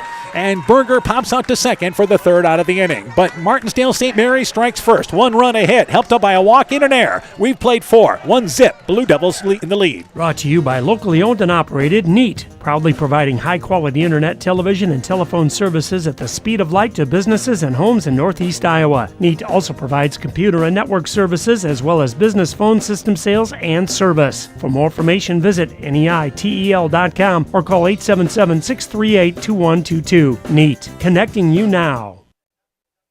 Edco State Tournament Softball is brought to you in part by Silver Edge Cooperative in Edgewood, Strawberry Point, and Delhi, Hill Country Convenience Store, Everett's Auto and Tire in Colesburg, Citizen State Bank of Monticello, Hopkinton, Ryan, Manchester, Winthrop, Strawberry Point, Springville, and New Vienna, member FDIC and equal housing lender, Blooms Flowers, Gibson Moore in Edgewood, Community Insurance with offices in Edgewood and Delhi, Edgewood Convalescent Home and Lincolnwood Assisted Living, Northeast Iowa Sub Drains in Strawberry Point, J&J Land Solutions in Edgewood, and Innovative Ag Services in Elkader, Monona, and Waukon. Top of the 5th inning, 1-0. Martensdale-St. Mary's in the lead. Marin Gall, Chloe Everett, Lauren Kirby. That will be 6, 7, and 8 in the Edco lineup to lead things off here in the top of the 5th inning. So a walk, end up with an error, and then a base hit generates the game's first run for Martensdale-St. Mary's. Well, and I think if you're the Vikings, yes, you'd like that run back, but you got to put it behind you. You got to go get a run to answer that right here. And this is the bottom of the order's got to do it. Yeah, got to score. Got to score to win this game anyway. So Marin Gall leads things off, a strikeout victim back in the second inning. Vikings have 2 hits, both of them from Clara Alvis, infield singles. First pitch to Gall, it's inside below the knees, and the count goes to 1-0. But now we are approaching the later stages of this game here in the top of the 5th inning. Yeah, the 5th inning, and like I said, you're at 6, 7, 8. You'd like to get one of those girls on, maybe 2. Let the top of the order try to drive them in. 1-0 is the count to Gall. 1-0 offering is inside, and again too close to Gall, and it's 2-0 now the count. So Vikings, top of the 5th inning. They've had one runner reach second base, which of course was Alvis last inning. That has been their only runner in scoring position in this ball game. German has not walked anybody and has only went to 3 balls on 1 hitter in this game, but 2-0's the count here. And Gall lifts a high fly ball towards right center field. On the run and making the play is German, the center fielder in right center field. Got there in a hurry and robs Gall of what could have been extra bases. Yeah, that was a nice hit, just a little bit under it. Maybe got the bottom 4th of the ball, so lifted it and gave that center fielder plenty of time to get over there. She was busting her butt to get over there and made a nice catch. Made the play on the run for out number 1. So Chloe Everett now up to bat. Everett, a strikeout victim, her last at bat. That was the hardest hit ball for the Vikings in this game. I think so, yeah. So 1 quick out, top of the 5th inning. Pitch to Everett, takes it outside for a strike, and the count is 0-1. Yep, just hung up in the air long enough. Just enough to give the outfielder time to get underneath it, and he took away a hit there. And like many teams, their strength is in the middle of the field. Catcher, second, short, and center field, and that was Brindley German there tracking it down. 0-1 pitch, swinging through the inside pitch is Everett. The count very quickly goes to 0-2. Oh, we talked about how efficient German's been working on the mound. Here she is, 0-2 once again. 1-2 last time on Gall, or 2-1 on Gall. Just working ahead, doing what you want her to do, not walking, and giving a chance for a team to win. Every time you get ahead, you're just in the driver's seat. 0-2 pitch, rise ball, staying away from it is Everett, and the count goes to 1-2. I mean, you get 0-2, you got a couple of pitches to work with. Well, yeah, you can try some things. You can try different locations, see what the umpire is going to give you. It gives you a lot of options. Yeah, like you always tell your pitchers, probably the same thing. Get ahead, stay ahead, right? Get ahead, stay ahead, you bet. A ball and 2 strikes. 1-2 offering outside, popped up, right side of the infield. First baseman in fair territory steps behind the bag, and Oberender camps underneath it. Everett pops out softly to first base, and it's 2 up and 2 down here in the 5th. Yeah, off-speed pitch, a little off the plate there. Nice job with Everett, just getting the bat out there, putting a bat on it, but a little under it. First baseman able to go get it. Lauren Kirby now up to bat with 2 quick outs in the top of the 5th inning. Kirby, the 8th spot in the lineup, a strikeout victim. So the Vikings trying to get something generated here with 2 outs now in the top of the 5th inning, trailing by a score of 1-0. And the first pitch there, it's inside to Kirby, backs away, and the count goes to 1-0. Our sun is popped out here. Going to be a great week in Fort Dodge. Things got underway yesterday with the big schools playing. It's small schools tonight in Class 1A. It'll close the show tonight. 1-0 is the count. And the 1-0 offering and swinging through the outside pitch is Kirby. More of a defensive swing. Couldn't get to it, and it's a ball and a strike. I think the rain is going to hold off now the rest of the week. The state baseball tournament dealt with a lot of rain yesterday in Cedar Rapids, but they've been pretty clean out here at Fort Dodge. A ball and a strike is the count to Kirby. 1-1 pitch, outside, slow bouncing ball. She was fooled in the changeup initially, but got a piece of it, fouls it up the third base line, and it's a ball and 2 strikes. The Vikings have been able to get a hold of those changeups. They aren't staying and waiting for them, so they're just kind of dribbling them, but they're at least getting a bat on it, and I think that's a positive start. So the count is a ball and 2 strikes to Kirby as Campbell German steps off the mound, now steps back on, and ready to deliver now the 1-2 pitch. And here is your offering. 1-2 pitch, rise ball, swinging right through it is Kirby. Strikeout number 8 recorded by German, and the Vikings go down in order in the top of the 5th. We go to the bottom of the 5th. Still 1-0, Martensdale-St. Mary's in the lead. Northern Country Co-op and Viafield are now Nexus Cooperative, your full-service ag partner supplying all your agronomy, energy, feed, grain, and lumber needs. Our highly knowledgeable and experienced team utilizes the latest technology in feed manufacturing, agronomy services, precision ag, plant and animal nutrition, energy products, and grain marketing to keep our customers ahead of the rest. Stop in today at any of our 26 locations across northern Iowa and southern Minnesota, or visit us online at nexus.coop. The doctors and staff of Family Dentistry Associates of Monona encourage everyone to get out and support your local baseball and softball teams this summer. It's always a great time to watch a ball game and enjoy the weather at your local high school ball diamond. We have exciting news. Dr. Chase Bruner and Dr. Daphne Hayfler, University of Iowa graduates, will be joining our team at Family Dentistry this August. Call today to schedule 539-4651. Now in the bottom of the 5th inning, 1-0, Martensdale-St. Mary's leads Edco. Marianne Hart, Mac German, then the top of the lineup with Ellie Baker, 8-9-1 for Martensdale-St. Mary's. They have 1 run, 3 hits, no errors. Edco, no runs, 2 hits. They've committed 1 error. Hart lined out to second base, her last at-bat. In the middle of the 5th inning, they always sing Take Me Out to the Ball Game here. We're in the middle of the 5th, so it makes sense. And everybody joining in as the first pitch is fouled up against the backstop, and the count is 0-1. Getting ahead, right, Rachel Eggleseder, good start there with the bottom of the order coming up. You want to get ahead with them early, make them fight defensively. Yeah, Eggleseder certainly been effective here, and the count is 0-1, only allowing those 3 hits, and that run ends up being unearned. 0-1 pitch and a strike on the outside. The count goes to 0-2. Air put that runner into scoring position, so that's an unearned run in the bottom of the 4th. Yeah, if that didn't happen, if that ball wasn't going to squirt away, that runner would have been stranded in that inning. 0-2 is the count. 0-2 offering, rise ball, but staying away from it is Hart, too far up above the eyes, and it's a ball and 2 strikes here. So in Class 1A, Fort Dodge St. Edmunds and Collins Maxwell playing on the other diamond here. And that's the matchup with this bracket. 1-2 pitch, rise ball that's high. The count is 2-2. Winner of that ball game plays the winner of this ball game. Obviously, the teams that come up short will play in the consolation tomorrow. The other games in Class 1A are tonight at 7. Wayne takes on Southeast Warren. Remsen St. Mary's meets Sigourney. I believe that's the 7:30 start. 2-2 pitch, caught looking on the outside is Hart. It is strikeout number 3 recorded by Eggleseder, and it's out number 1 here in the bottom of the 5th. Yeah, that was a nice pitch there, and just froze her on that. Hart didn't know what to do with that pitch and ended up going down as a strikeout. And that brings up Mac German, the designated player, and the 9-hitter in the lineup. German was a strikeout victim last inning, or actually back in the third inning rather. She is 0 for 1, but 1 quick out. First pitch is a ball on the outside, and the count goes to 1-0. Top of the lineup, waiting on deck, and Ellie Baker. That would be the 3rd time through the lineup for Martensdale-St. Mary's. 1-0 is the count. Eggleseder, the 1-0 pitch, rise ball high, and the count goes now 2-0. Yeah, just trying to be a little too fine there. Eggleseder got the number 9 batter up there, strikeout victim first time up. Need to pound that zone here. You don't want to put a runner on with the lead-up batter coming on deck. 2-0 pitch, and that's popped up out of play, and we'll do it again now with 2 balls and a strike. So another foul ball hit. Helmrich has had to work tonight chasing down foul balls, hasn't she? Everything hits the backstop, she's been going to get. Well, there's a nice tall net here. Reaches from dugout to dugout, keeps everything kind of in play for her. 2 balls and a strike. Helmrich gets the call from the bench there on the pitch, and here's a bouncing ball. Shortstop Alvis. It's actually fielded by the third baseman Everett, cut in front of her. Nice play. Throws it on the run to the first baseman Lauren Kirby. German bounces out to third, and that is the third baseman's ball there. It is, and that's a nice play by Chloe Everett because the shortstop's coming in, but then they've got to field, change directions to make that throw. Third baseman's coming right through that, cuts it off early, makes a great throw to Lauren Kirby at first, and a nice second out there.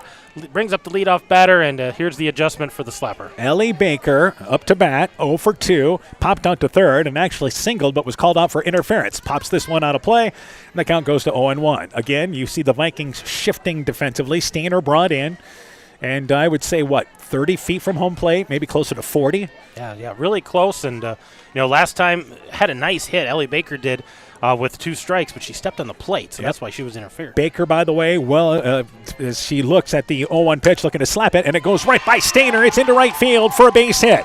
So Stainer playing up there, but that ball hit hard. It is the 4th base hit for Martensdale-St. Mary's, and they've got a 2-out base runner here in the 5th. And Stainer didn't have time to flip her glove over. She tried to field that with her thumbs or pinkies down and didn't have a chance to throw that glove over and try to backhand it. I still think it's a tough play for her as that thing squirts into right field. With 2 outs, Ellie Baker is certainly a threat to go. She's a threat to go anyway in any game, but certainly a threat to go. 32 of 33 on the season. They bluff to bunt. The ball is dropped by Helmerichs. There is no chance. Taking the pitch for a strike is German, and going all the way to third is going to be Baker.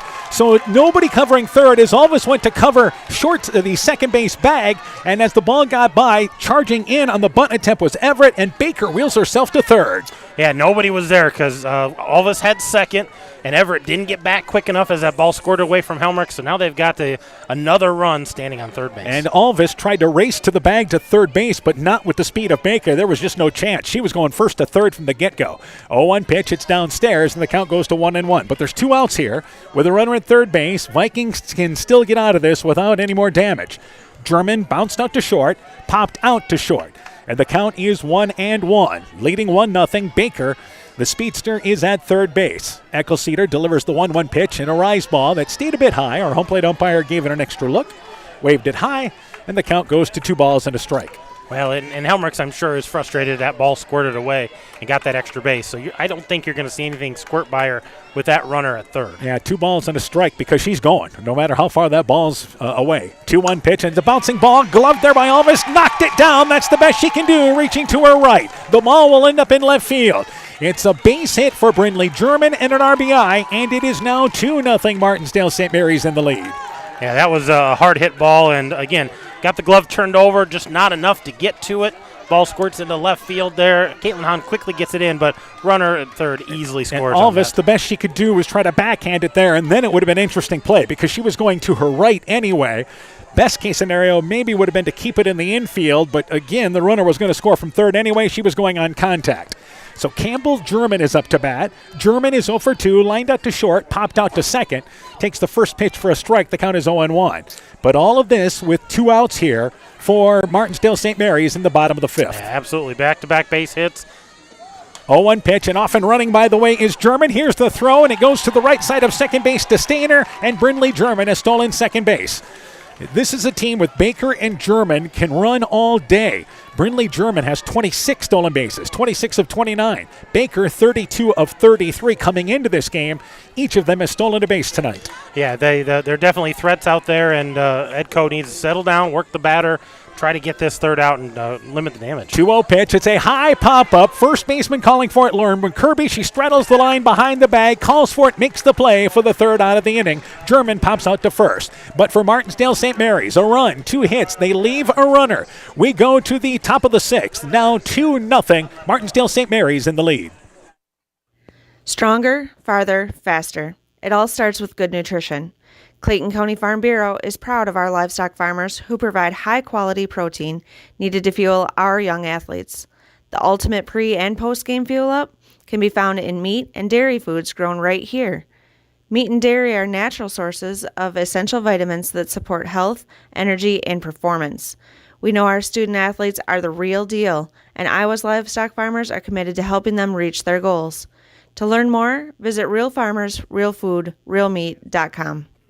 Edco State Tournament Softball is brought to you in part by Woods Edge Golf Course, Edgewood Signs and Designs, The Edgewood Locker, Four Scoops and More in Colesburg, Nick's Excavating and Kane Construction in Farmersburg, T&K Cahoon, your Napa dealer in Monona, St. Olaf Ag Sales and Service, Growl Logs and Lumber in Elkader, Timber is a Crop, Harvest Wisely, Dean Family Chiropractic in Claremont, Meyer Collision and Service Center in Guttenberg, Clayton County Recycling in Monona, and by LTI & Sons Water Conditioning, your Connecticut dealer in Postville. So we go to the top of the sixth inning. Martensdale-St. Mary's now leads 2-0. Edco will send up Campbell Kirby, Rachel Enkelceder, and Caitlin Hahn. That is 9-1-2 in their lineup. This is a great place to start to rally for the Vikings where they are in the lineup. Yep, and the senior Campbell Kirby batting that 9-hole, being a leadoff hitter right here. She's got to find a way to get on, get that first runner, maybe get her bunted over, and let's see what happens when you get a runner in scoring position. For Martensdale-St. Mary's, 2 runs, 5 hits. They have not committed an error. Edco, no runs, 2 hits. They've committed 1 error. So here in the top of the sixth inning, Campbell Kirby bounced out to third. Back in the third inning, she's 0 for 1. Takes the pitch inside. The count is 1-0. And the way that Campbell German throwing on the mound, Edco realizes they've got the low-scoring game that they expected, but now they need to manufacture something. Absolutely, because you know Campbell German's going to throw strikes. She's not going to put any girls on for free. 1-0 is the count. 1-0 offering. Campbell Kirby watches it through. It's high and away, and the count goes to 2-0. So a run in the fifth inning for the Blue Devils, a run in the fourth rather, and then a run in the fifth. That's been their 2 runs in this game. And really, they had a chance earlier in the ball game in the second inning, but left 2 in scoring position. 2-0 is the count. 2-0 offering inside, but catches the corner. 2-1, though Campbell Kirby kind of leaned back a little bit, but still a called strike. Yeah, I think that was just on the inside corner. Flinched a little bit, wasn't sure where that was going, but still ahead here in the count, can freely swing. So 2-1 is now the count as we start things off here already in the top of the sixth inning in a well-played game. 2-1 offering. Campbell Kirby swings right through it. Pitch there that just kind of rised up as it went to the waist level and continued to move up. Swings right through it, and it's now 2 balls and 2 strikes. And you can hear the pop of that mitt with Campbell German pitching. She's bringing some heat right here in the sixth inning. 2 balls and 2 strikes. She figured in 21 decisions for the Blue Devils. Campbell German did this year. 2 balls, 2 strikes. Inside pitch, trying to reach it as Kirby cannot. It's strikeout number 9 as Kirby goes down swinging for the first out here in the sixth. And we talked about in the pregame, you don't want to get to double figures on strikeouts, and right now Campbell German knocking on the door there with 9 and keeping these Viking hitters off balance. They're struggling a little bit with her pitches. So this will be the Vikings' third time through the lineup, and it's the top of the lineup with Rachel Enkelceder. Enkelceder is 0 for 2, strikeout victim in the first, and bounced out to third in the third inning. First pitch is a changeup. She reached out for it, got a piece of it, fouled it back. The count is 0-1. So quickly getting ahead is Campbell German, who has been textbook pitching-wise in this ballgame, just been ahead most of the night. Well, and with these good hitters at the top of the order, she's gone right to work. Maybe with those bottom hitters, mixing it up a little bit. 0-1. 0-1 offering to Enkelceder, takes it high, and it's a ball and a strike. So the count evened up. Vikings looking for some base runners here. They've only had 2 base runners in this game, and again, that's Claire Alvis, who has 2 infield singles. And she reached second base. That's the only time the Vikings have had a runner in scoring position. 1-1 pitch, reaching out for Enkelceder. It's a high fly ball, left field. Moving over there is Berger, now called off by the center fielder German, who camps underneath it in left center field. Enkelceder flies out for out number 2. And again, a little underneath that one, just too much air, giving the outfielders time to get to him. And a nice play by German in center field. Brings up Caitlin Hahn. Caitlin Hahn is 0 for 2 in this ball game. A strikeout victim in the first and bounced back to the mound in the fourth. But now with 2 outs, the Vikings will try to generate something here in the top of the sixth inning. And it is the 2 spot in the lineup. First pitch there to Hahn, looked to bunt, pulls things away, and the count goes to 1-0. That's exactly what happened last time. She laid down a bunt. She put down a nice bunt, but it was right at the pitcher. I think if she can direct that, she's got a chance. 1-0 is the count. They do not play in at third base, a little bit in at first, but they'll let the pitcher, Campbell German, basically field everything. 1-0 pitch. Again, they look to bunt. They come charging in at third. Hughes does this time, but the pitch is low. The count is 2-0. So we've seen Hahn in the postseason do this from time to time. Just try to lay down a bunt, use the speed. I think right now Edco's looking, we need a base runner, get somebody on base, maybe in front of Helmrichs, see if she can get a bat on it and score a run. Yeah, see if you can get Helmrichs up with the runner on the base pass. Hasn't happened so far today. 2-0 pitch, and it's a rise ball that stays high, and the count goes to 3-0. So Vikings will take a base runner any way they can here in the 6th. Yeah, absolutely. 3-0. I think you got to take all the way here. I know Campbell German's been pretty efficient, but you get a base runner here with Helmrichs on deck. I think you take the base runner. I think this is a case where Hahn probably going to look to bluff the bunt and square to see if she can eke out a ball. And she squares to bunt. There's a pitch on the outside. She was bluffing all the way, but a strike on the corner, and the count goes to 3-1. Yeah, ball kind of squirts away from Sydney Bears there. Just not clean gloving that, and Bears hasn't chased that down over here. So the count now 3 balls and a strike with 2 outs. And again, you see German, methodic-like, going back, touching the dirt, and then getting a little extra grip. And here is now the 3-1 pitch to Hahn. It's a rise ball. It is high. It is ball number 4. It's the first walk issued by German, who has struck out 9. But now with 2 outs, you've got Audrey Helmrichs coming up to bat. And for the Vikings here, this is an opportunity in the top of the 6th inning, but with 2 outs. Yeah, but you look at what Martensdale-St. Mary's did. They scored their runs with 2 outs, so why can't Edco do the same thing?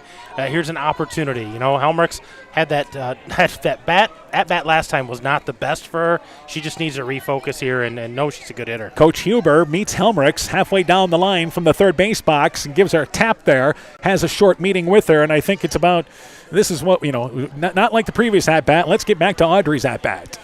And here is the first pitch from Campbell German. It's inside. It's a strike. The count is 0-1. So Hahn, a runner at first base. Likely, if you're Edco, you're down here in the later part of the stages. You're likely playing base to base. Early in the ball game, you probably sent Hahn, but not in this situation here. Can't afford an out on the base path. And she's quick enough, so if a ball gets away, she's going to have to get there. 0-1 is the count to Helmrichs. 0-1 offering. Helmrichs lines that ball. It's a one-hopper. Shortstop fields it. Woods. The throw to second base. It's dropped. An error on the play. Dropped by the second baseman, Baker. Ball hit hard by Helmrichs. Woods, a great job to her right to get it on a hop. Threw it to second base there. Unable to squeeze it is Baker. Now there's 2 on and 2 out for the Vikings here in the 6th. Yeah, the fielder's choice there. Shortstop said, I'll just go to second, and threw that thing awful hard and awful low. Hard to handle for the second baseman, and I think we're going to see a courtesy runner here for the Vikings. This is how Edco decides who's going to be the courtesy runner. Whoever reaches first between Echo Cedar and Helmrichs, it's going to be Faith Dugan. So she's run for both this year. Whoever reaches base first. So this time it will be Faith Dugan as the runner at first base for Helmrichs, the courtesy runner. And Dugan's got a lot of wheels, so if you can get a ball, in fair territory, get it out in the outfield, maybe in a gap somewhere, she's going to be a threat to maybe score from And first. Here comes Claire Alvis up to bat, who has both hits, infield singles for Edco. First pitch, she takes it. It's a strike outside. The count is 0-1. You have great speed on the base paths. Hahn at second. Dugan at first base. They've put 2 on without a hit here in this top of the 6th inning, putting the ball in play, trying to make something happen.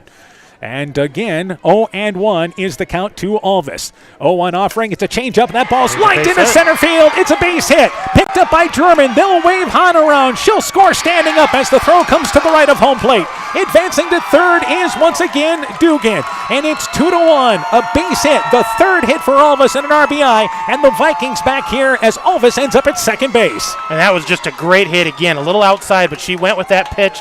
Hits it into right center, and with 2 outs, runners are going automatically, and a nice score there to get the Vikings on the board. So now you've got Alvis at first base, Alvis at second base, Dugan at third base here, and up to bat is McKenna Hofer. First pitch to Hofer, it's a strike. The count is 0-1. So the Vikings have the tying run at third base, potential go-ahead run at second base, 2 outs here in the 6th inning.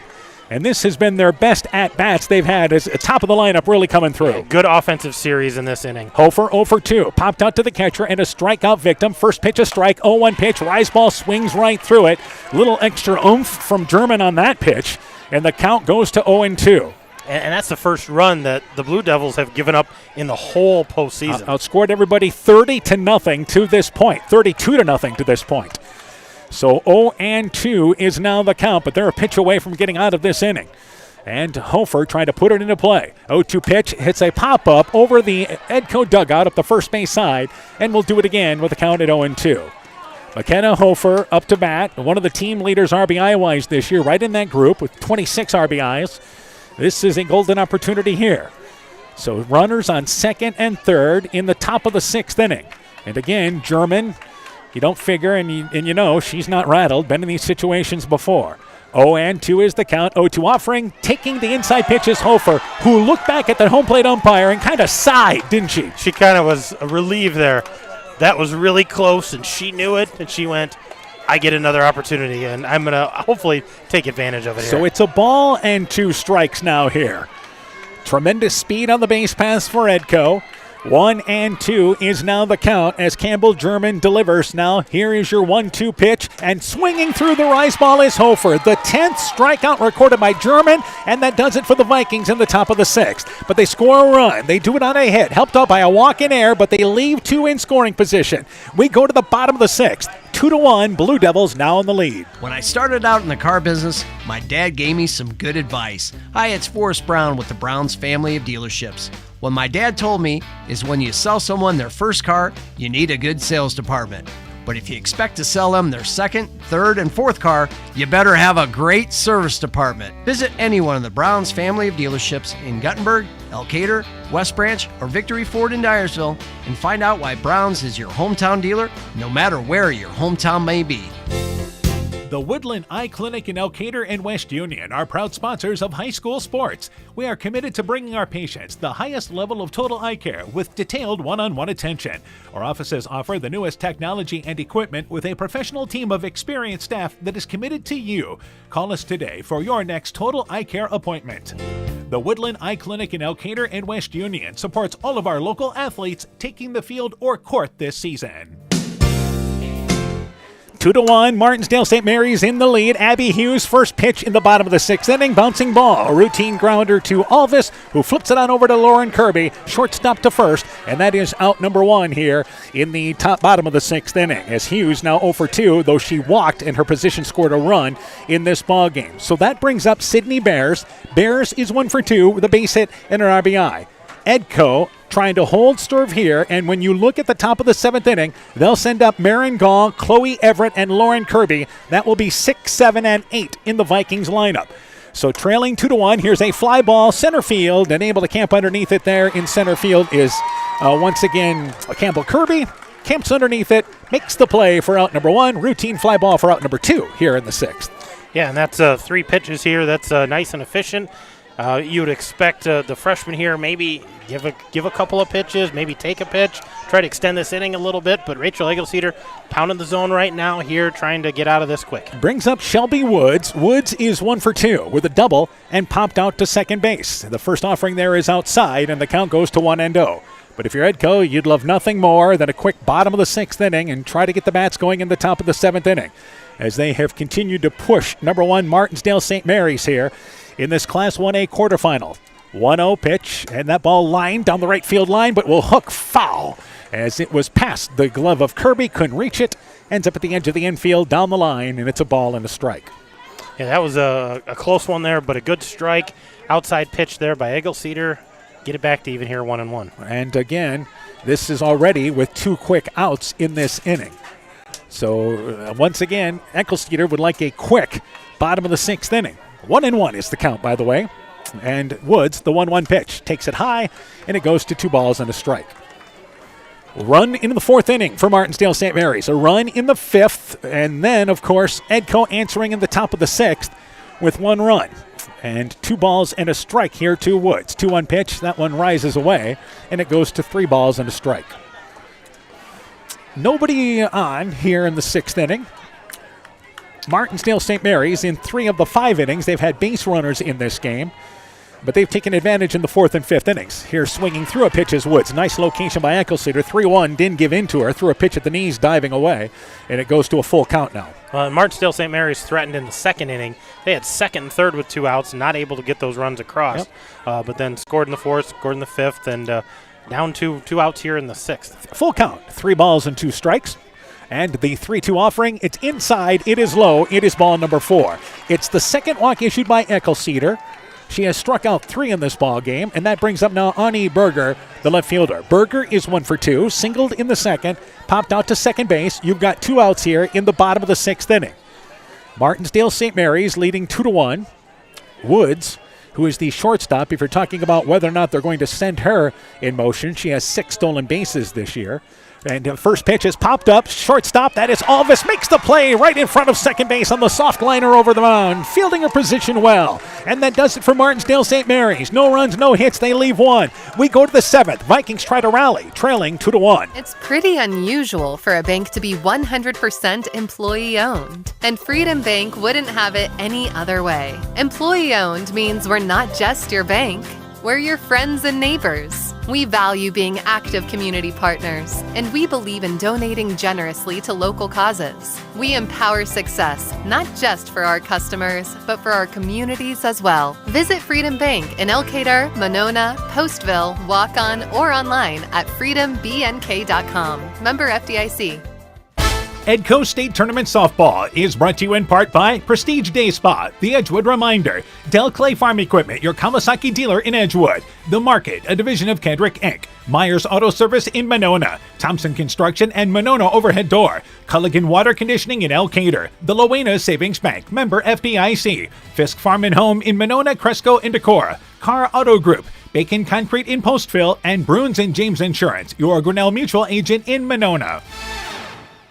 So now in the top of the 7th inning, Vikings trailing 2-1, but this is what you wanted for Edco.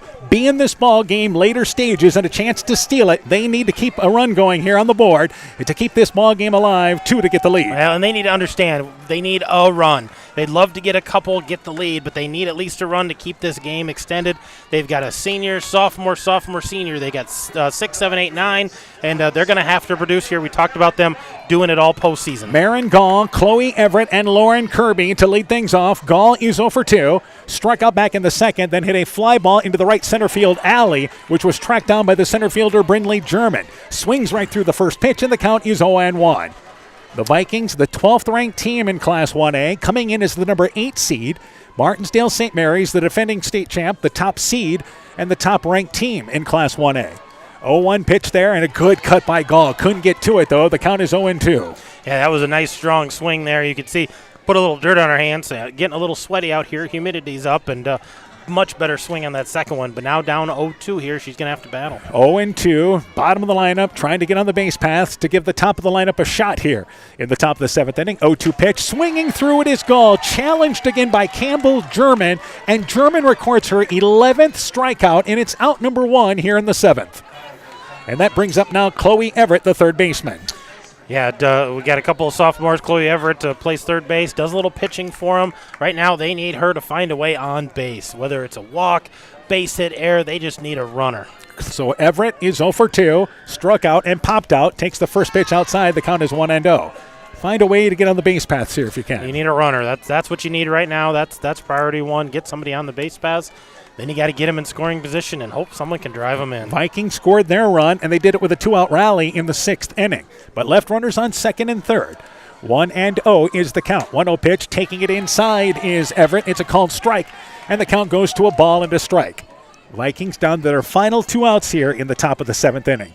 But have they battled in this game? Oh, they've played very well. You know, they've struggled through, good pitching here out of Martensdale-St. Mary's, and I think they've responded well. A ball and a strike to Everett. 1-1 offering, swings through the rise ball, can't get to it, and the count is a ball and 2 strikes. Campbell German, by the way, has not slowed down velocity-wise at all in this game. No, she doesn't look tired at all. We talked about her being efficient, and she gets right back up there. Same routine, just work the process. A ball and 2 strikes. As again, she's in double digits strikeout-wise here. Here's the 1-2 offering to Everett. It's outside, called strike 3. Everett caught looking. It is strikeout number 12 by Campbell German, and it's 2 outs here in the top of the 7th inning for Edco. Yeah, they're down to 1 more out here, but there's still opportunity. They scored their run with 2 outs last time. Still a chance to score runs here. It's got to start with Lauren Kirby. She's got to find a way on. Lauren Kirby has been a strikeout victim twice in this game. She struck out back in the 3rd, struck out in the 5th inning. Vikings down to their final out here, and the first offering is a pitch striking the inside. The count is 0-1. Campbell German is a strikeout pitcher, and when you record 12 or 13 Ks, it makes the defense look great, doesn't it? It does. It really does. And they had a couple of miscues, so she's been doing her part on the mound. 0-1 is now the count, so she gets ahead to Lauren Kirby. German now with the 0-1 offering inside, fouled back there by, once again, Lauren Kirby got a piece of it. And the Vikings now down to their final strike here in the top of the 7th inning. Campbell Kirby, the center fielder, waiting on deck. So Lauren Kirby just trying to find a way to get on the base paths. 0-2 is now the count. And again, Campbell German steps off the mound, picks up the rosin bag, and sets. 0-2 is now the count. And as she rocks that ball along the hip, here's the 0-2 offering. Called strike 3 on the outside corner. Lauren Kirby froze for the 13th strikeout. And that does it for Martensdale-St. Mary's. Campbell German strikes out the side in the top of the 7th inning. And it is Martensdale-St. Mary's, the Class 1A runner-up a season ago, heading to the semifinals again. They defeat a game Edco team by a final score of 2-1. Vikings had a runner's second and third and a chance to take the lead in the 6th inning, but they only manufactured a one run. They come up short. Again, 2-1 the final score, Martensdale-St. Mary's over Edco. With the win, Martensdale-St. Mary's improves to 29-6. Edco drops to 29-11. They'll play in the consolation semifinal tomorrow at 12:45. We'll take a break. When we return, game stats, coaching interviews. Your post-game show is coming up. You're listening to Edco State Softball on KCTN, Garnavillo, Elkader, Iowa. This is Chris Holbert, General Manager of Hall Roberts Son Incorporated in Postville. We would like to wish the area student athletes both a safe and successful sports season. We have been a community-based company since 1864, servicing and supporting the area ag industry with products necessary for daily success. We look forward to continuing to serve and support both the ag industry and high school athletes in our surrounding communities. Thank you and good luck from the families at Hall Roberts Son. Top Gun Customs knows that the insurance company wants you to do all the work for them. They want you to download the app, take the pictures, upload them, then they want you to accept the paltry check they think will repair your vehicle. No, no, no. Top Gun writes an accurate estimate, takes the photos, and explains the repair process to you. Let Bob and the guys take all the worries out of your repairs. Call Bob or Nancy at 563-964-9899 at Top Gun to schedule your repair today. Hi, this is Tara Fink, psychiatric mental health nurse practitioner. Helping people bottom line is the biggest reason I chose a career in mental health. During my own struggles, it was difficult to find good support in this area. Therefore, I vowed to come back home to help meet the great need for mental health care in Northeast Iowa. I am available for consultations at both the Walk-On and Postville Clinic locations, offering assessment, diagnosis, and medication management for all mental illnesses. Exceptional caring people, Veterans Memorial. Inspiring changes to a happier, healthier you is what we do at Clayton Drug. We are committed to helping you achieve the highest quality of life possible. We are a full-service pharmacy offering services such as med packing to your home or mail delivery and online prescription refill. We also offer a cash pricing program on name brand and generic prescriptions. Call 563-245-2530 to find out more. Clayton Drug, connecting the communities of Elkader, Strawberry Point, and Sumner to serve us all in between. Hi, this is Cody from Torkelson Motors in Elgin and Walk-On. At Torkelson Motors, we believe that student involvement in activities is a great way to help grow our communities, and we are proud to help sponsor this game for your enjoyment. We've been serving Northeast Iowa since 1926 and appreciate the business that our customers have given us and the support they provide to our area schools and communities. So the next time you are in need of a new or used vehicle or a repair, stop into Torkelson Motors. We've been selling cars the old-fashioned way with a friendly smile and a handshake right here next door in Elgin and Walk-On.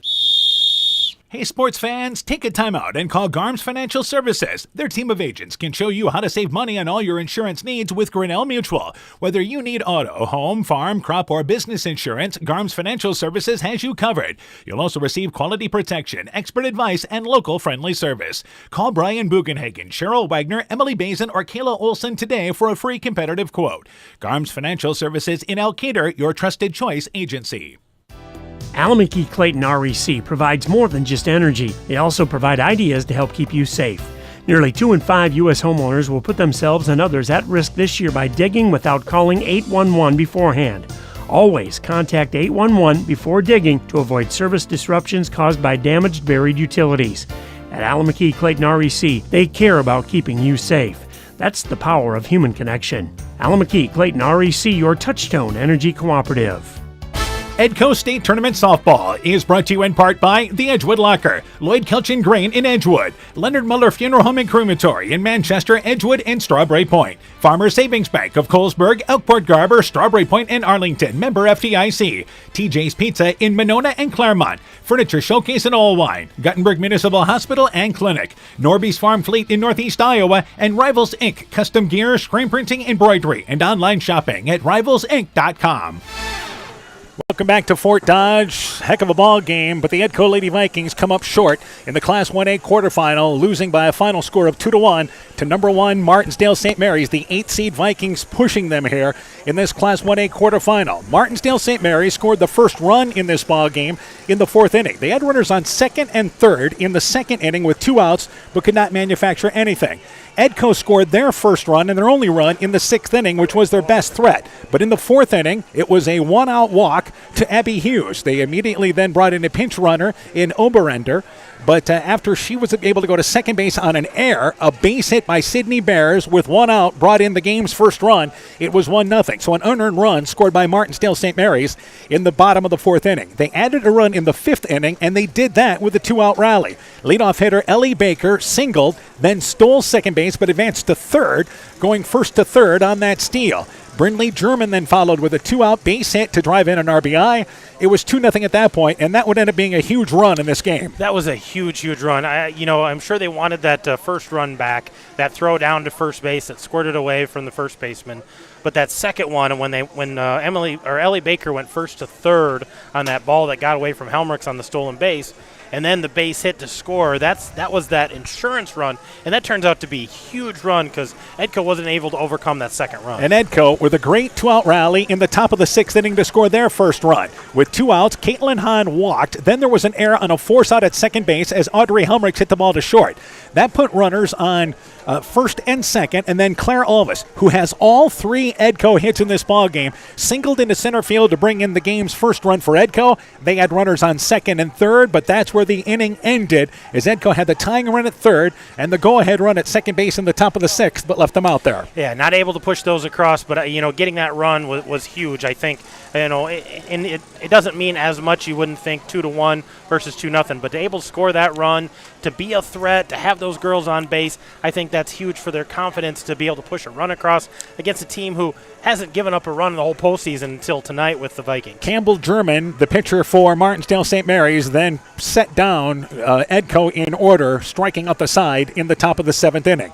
German ends up with an impressive stat line. 7 innings, 3 hits, gave up a run that was unearned, walked 1, and struck out 13. That's what she does. Yeah, she does. And we said in the pregame, if she gets to double digits, Edco's going to be kind of leery about what happened. But I think a 2-1 ball game, even despite the 13 strikeouts, means that Edco really battled tonight against Martensdale-St. Mary's. Rachel Eccleseder, an outstanding job on the mound. This is what they were hoping for. They figured it was going to be a low-scoring ball game, and she was just as good. Doesn't have the strikeout numbers, but did a great job keeping an outstanding offensive team off balance. Eccleseder went 7 innings, 5 hits, 2 runs, only 1 earned, walked 2, and struck out 3. Again, she was just as effective, not with the strikeouts, but the way she pitched. Yeah, she was efficient on the mound and let the defense do a little more work for her, but thought she was doing a nice job out there. A good outing for her. And remember, she's a sophomore, so a nice outing for her first trip to the state tournament. The other thing we've got to point out is Edco was not in awe of being here at Fort Dodge. No, they're Fort Dodge. They haven't been here in 21 years. We talked on the way out. None of these girls were alive the last time Edco came to the state tournament, so it's not like they've been here to see Edco play. And they weren't phased at all. They weren't phased by the number 1 team all year long. They played them to a 2-1 ball game, so they have a lot to hang their hat on. I know it didn't turn out the way they wanted to, but man, did they compete tonight in this game. Let's go to the totals now. Martensdale-St. Mary's, 2 runs, 5 hits. They committed an error. Edco, 1 run, 3 hits. They committed 1 error. Here's the individual totals for Martensdale-St. Mary's. Ellie Baker was 1 for 3 with a run scored. Brindley German, the number 2 hitter, was 1 for 3 with an RBI. Campbell German, a rare 0 for 3 performance. Abby Hughes was 0 for 2. Keegan Oberender came in to pinch run and scored the other run for Martensdale-St. Mary's. Sydney Bears was 1 for 3 with an RBI. Shelby Woods was 1 for 2 with a double. Ani Berger was 1 for 3 in this ball game. Mary Ann Hart was 0 for 2. Mac German was 0 for 2. Again, for Martensdale-St. Mary's, 2 runs, 5 hits. They committed 1 error. The totals for Edgewood-Colesburg, 1 run, 3 hits. They committed 1 error. Rachel Eccleseder was 0 for 3. Caitlin Hahn was 0 for 2, but scored the game's only run for the Vikings. Audrey Helmrich was 0 for 3, reached on an error. Claire Alvis was 3 for 3 in this ball game. She had all 3 of the Edco hits, including an RBI. Yeah, she had a great night. 3 singles, the RBI, the stolen base.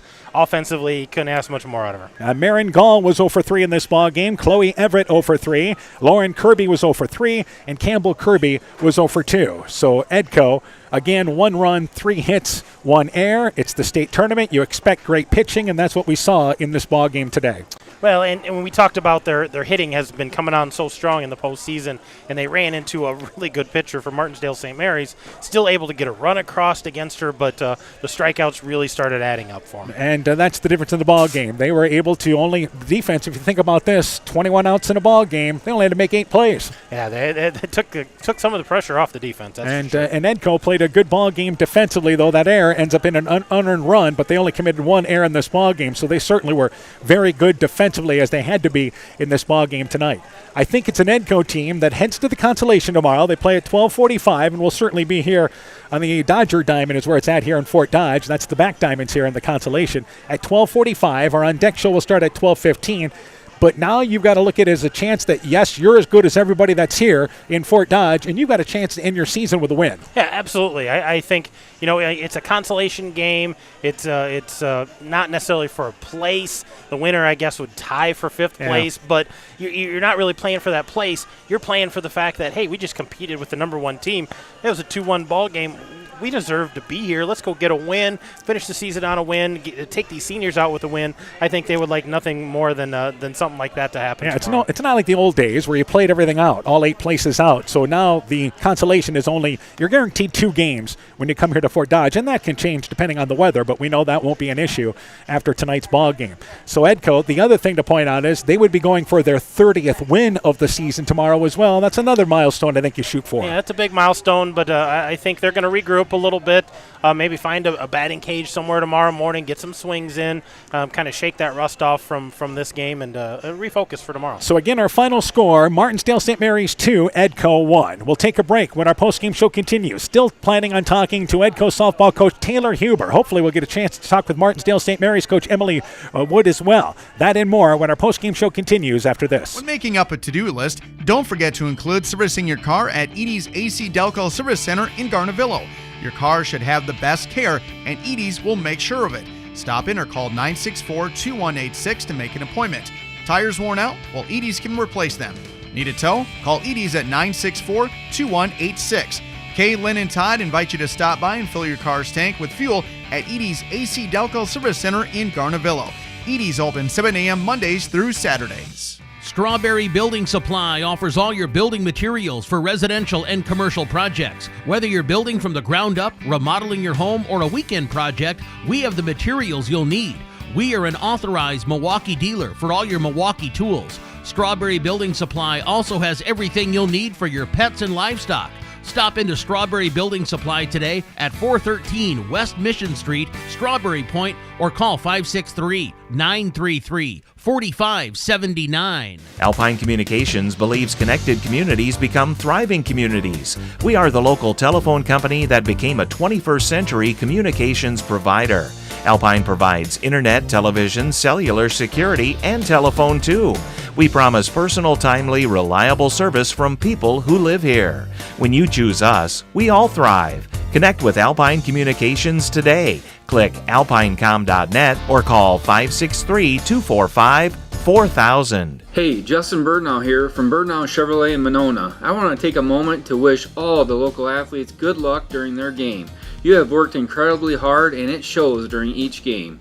Myself and the entire Birdnow Chevrolet Monona team is wishing you all that you do your best and good luck.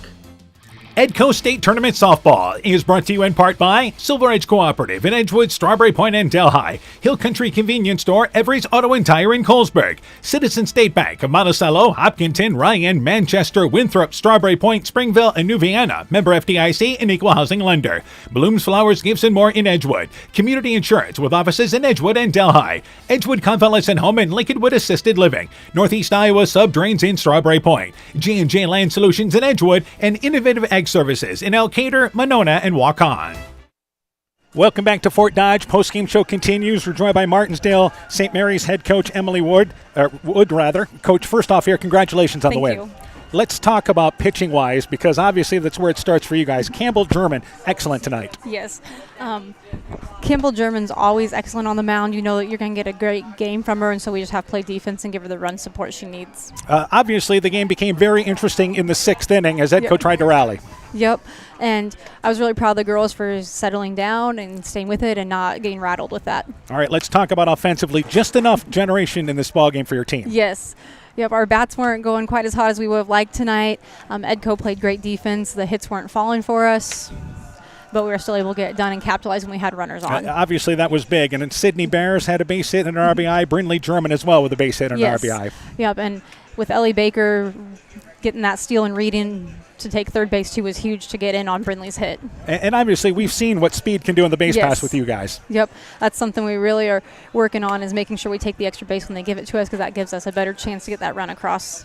All right, obviously, as you mentioned, only 5 hits in this ball game. What was the at-bats tonight against Rachel Eckelceder? We were seeing good pitches. We were just getting out a little bit in front of it, opening our shoulders up, and their defense was making some great plays. Like their shortstop had several great plays there.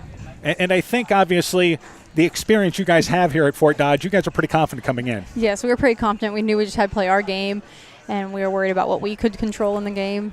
All right, now you guys turn around and play tomorrow night. Any idea who you're playing yet? Not yet. I know that game's going on at the other diamond, but for your team heading into game number 2 tomorrow night? So we're just going to work on playing our game, pretty much the same lineup as tonight. We're going to look the same with Campbell on the mound. And So I know this has been, you guys have been the number 1 team throughout here, but I think you love where his team has responded all year. Yes. Yep. Yeah, we've had some challenges. We've put ourselves in game situations to challenges. We played up some 4A and some 5A teams. We played some really good 3A teams as well, and that's hopefully gotten us to where we need to be to compete here. All right, Coach. Good luck to you guys. Hope you guys go win it all. Thanks for joining us. Again, once again, Emily Wood, the head coach of Martensdale-St. Mary's, joining us here on a post-game show. We're going to continue. We're going to take a quick break. We'll be joined by Edco softball coach Taylor Huber when our post-game show continues after this. Elkader Tax and Bookkeeping are proud supporters of all of our local high school sports teams. We want to wish everyone the best of luck on their season. We are here for all your tax, payroll, and bookkeeping needs. Give us a call at 563-245-2154. Again, that number is 563-245-2154. Thank you from Kurt and Ann at Elkader Tax and Bookkeeping, located in downtown Elkader. Post-game show continues here from Rogers Park in Fort Dodge. As we continue our interviews, we're joined by Edco softball coach Taylor Huber. Coach, first off, this is what you guys wanted. In the ball game, late in the game, and a chance to get it. Yeah, I mean, I said going into that 6th inning, we had, 9 top coming up, so that's kind of what we wanted to be able to hopefully score, and we did. We had the chance to score more. Just didn't quite get that timely hit, but man, I couldn't be prouder, happier, with how we played. 1 or 2 more things go our way, and that's a win. So. And obviously, this is a different picture than what you guys have seen. And you had mentioned we got to put the ball into play, and it was a tough pitcher you faced tonight. Yeah, how many strikeouts do we have? 13. Yeah, so I mean that's the most we've had since early in the year. So, we don't see anything like her, and it's hard to simulate, right? I mean, we revved up the machine yesterday, but you can only do so much. It's hard to simulate that real pitch coming in. So she's really good. Credit to her. I mean, she mixed it up. She pounded the zone, and she was tough. Let's talk about Rachel Eckelceder, because I think she was just as effective. Yeah, she did a good job. First, it was kind of the opposite of how it normally goes. First time through, I thought they hit her harder, like they roped that one at the shortstop. They just hit into some outs. But, after that, Rachel settled in, and they didn't have a lot of hard contact after that first 2-3 innings there. So All right, let's talk about the top of the 6th inning, and let's talk about Claire Alvis. Again, locked in. She had all 3 of her hits today. Yeah, and they kept throwing her the changeup, so worked out well. I mean, that's exactly who we want up in that spot. You know, her and Audrey, those are the 2 girls we want up with runners on base. So we got what we wanted there, and Claire came out with the hit and, you know, got to second and gave ourselves a chance there. Obviously, it was a 2-1 ball game, and your team was not at all set back in this game at all. I mean, fighting for 7 innings. Yeah, I thought you know, coming in, I was less nervous than I was Tuesday night, so I'm guessing they were kind of similar. You know, the hard part's over, you're here. I thought they played loose and, you know, had fun, and I thought they played sharp. We played really sharp. In a ball game like this, it really just comes down to which team makes the right play. Yeah, yep, exactly. All right, now, quick turnaround tomorrow, but there's still lots to play for. You got 5 seniors in their final ball game, going after 30 wins. I think you expect this team to show up. Yeah, that's what I told them in the huddle. I mean, it's hard. You want to win, but, you know, that's exactly what I told them. You said the same things I said. 30-win season is a big deal. Ending on a win is a big deal. You know, we got seniors that it would be nice to go out on a win. I'll have to, you know, be doing some research tonight, but I'm sure we'll be ready to go. Do we know who we play yet? I doubt it. Oh, the game's tied in the bottom of the 4th inning. So it's either Fort Dodge St. Edmund or Collins-Maxwell, one of those 2 teams. Okay. All I know is Fort Dodge St. Edmunds was smoking the ball in their BP. Well, so obviously you know a little bit about one of the teams. Well, yeah, they were just across from us, and, man, they were hitting the ball hard. All right. We'll talk to you tomorrow before that game. Awesome. Good luck to you guys. Edco softball coach Taylor Huber, great performance by Edco. They come up short 2-1 here in the Class 1A quarterfinal. We'll take a break. We'll wrap things up after this. Epic Wear. Get personalized clothing for your school, your team, family, friends, business, or any event. Epic Wear has a huge range of customizable apparel, trophies, and awards, and they offer free design help or design your own apparel at getepicwear.com. And you can even set up a free web store for your fundraiser. Make sure to check out the selection of Bulldog Spirit Wear and Iowa-themed items at the Monona location. Epic Wear, located in downtown Monona and Waukon. Call 563-539-2300 to place your order today. While out and about, don't find yourself stuck at the side of the road. At Edgewood Auto and Tire, our trained technicians work on all autos, trucks, semis, and heavy duties. We offer premier alignment service and DOT inspections and carry all major lines of tires.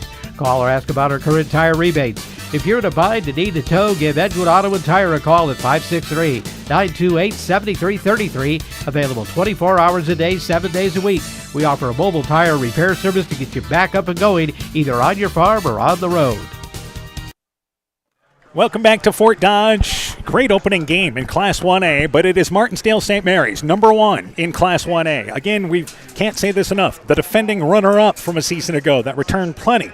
That is the team that was number 1 to start the year, and all season they're trying to go wire to wire at number 1. But an Edco team that had a chance to steal this game late. Great effort by Edco, though they come up short 2-1, the 12th-ranked Vikings. Man, they pushed them hard. I'm sure if you talk to the Martensdale-St. Mary's players and the fans, they go, you guys pushed. You know, it was a 2-1 ball game. They're not used to those close ball games.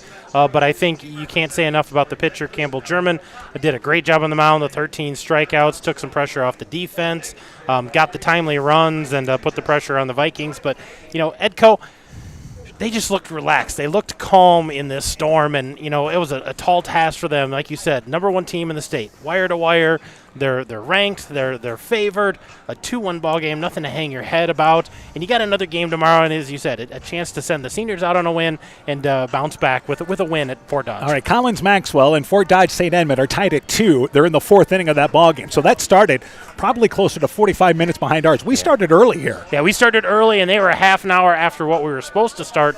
So, yeah, they're still in the bottom of the 4th. So there's a lot of ball to play over there. But I'm sure the Vikings will watch the end of that, see who they're going to play. I'm sure the Blue Devils will go over and watch a little bit of that as well to figure out who they're going to play. So, again, our on-deck show will begin tomorrow at 12:15. First pitch is at 12:45. We'll bring you the Edco consolation matchup tomorrow right here on KCTN FM 100, also on KCTN.com. You can listen on the KCTN app. You can also catch audio on the KCTN YouTube channel. That will be an audio-only ball game tomorrow. We'll see you tomorrow, Coach. We'll be here. Again, our final score, Martensdale-St. Mary's 2, Edco 1 in the Class 1A quarterfinal. For Coach Coach Aaron Hammond, I'm Dan Behrens. My thanks to Paula Mahoney for running our studio show. For a complete recap of tonight's ball game, highlights, scores, and more, go to KCTN.com, click on the Sports tab. This has been a presentation of KCTN FM 100 Sports. While out and about, don't find yourself stuck at the side of the road. At Edgewood Auto and Tire, our trained technicians work on all autos, trucks, semis, and heavy duties. We offer premier alignment service and DOT inspections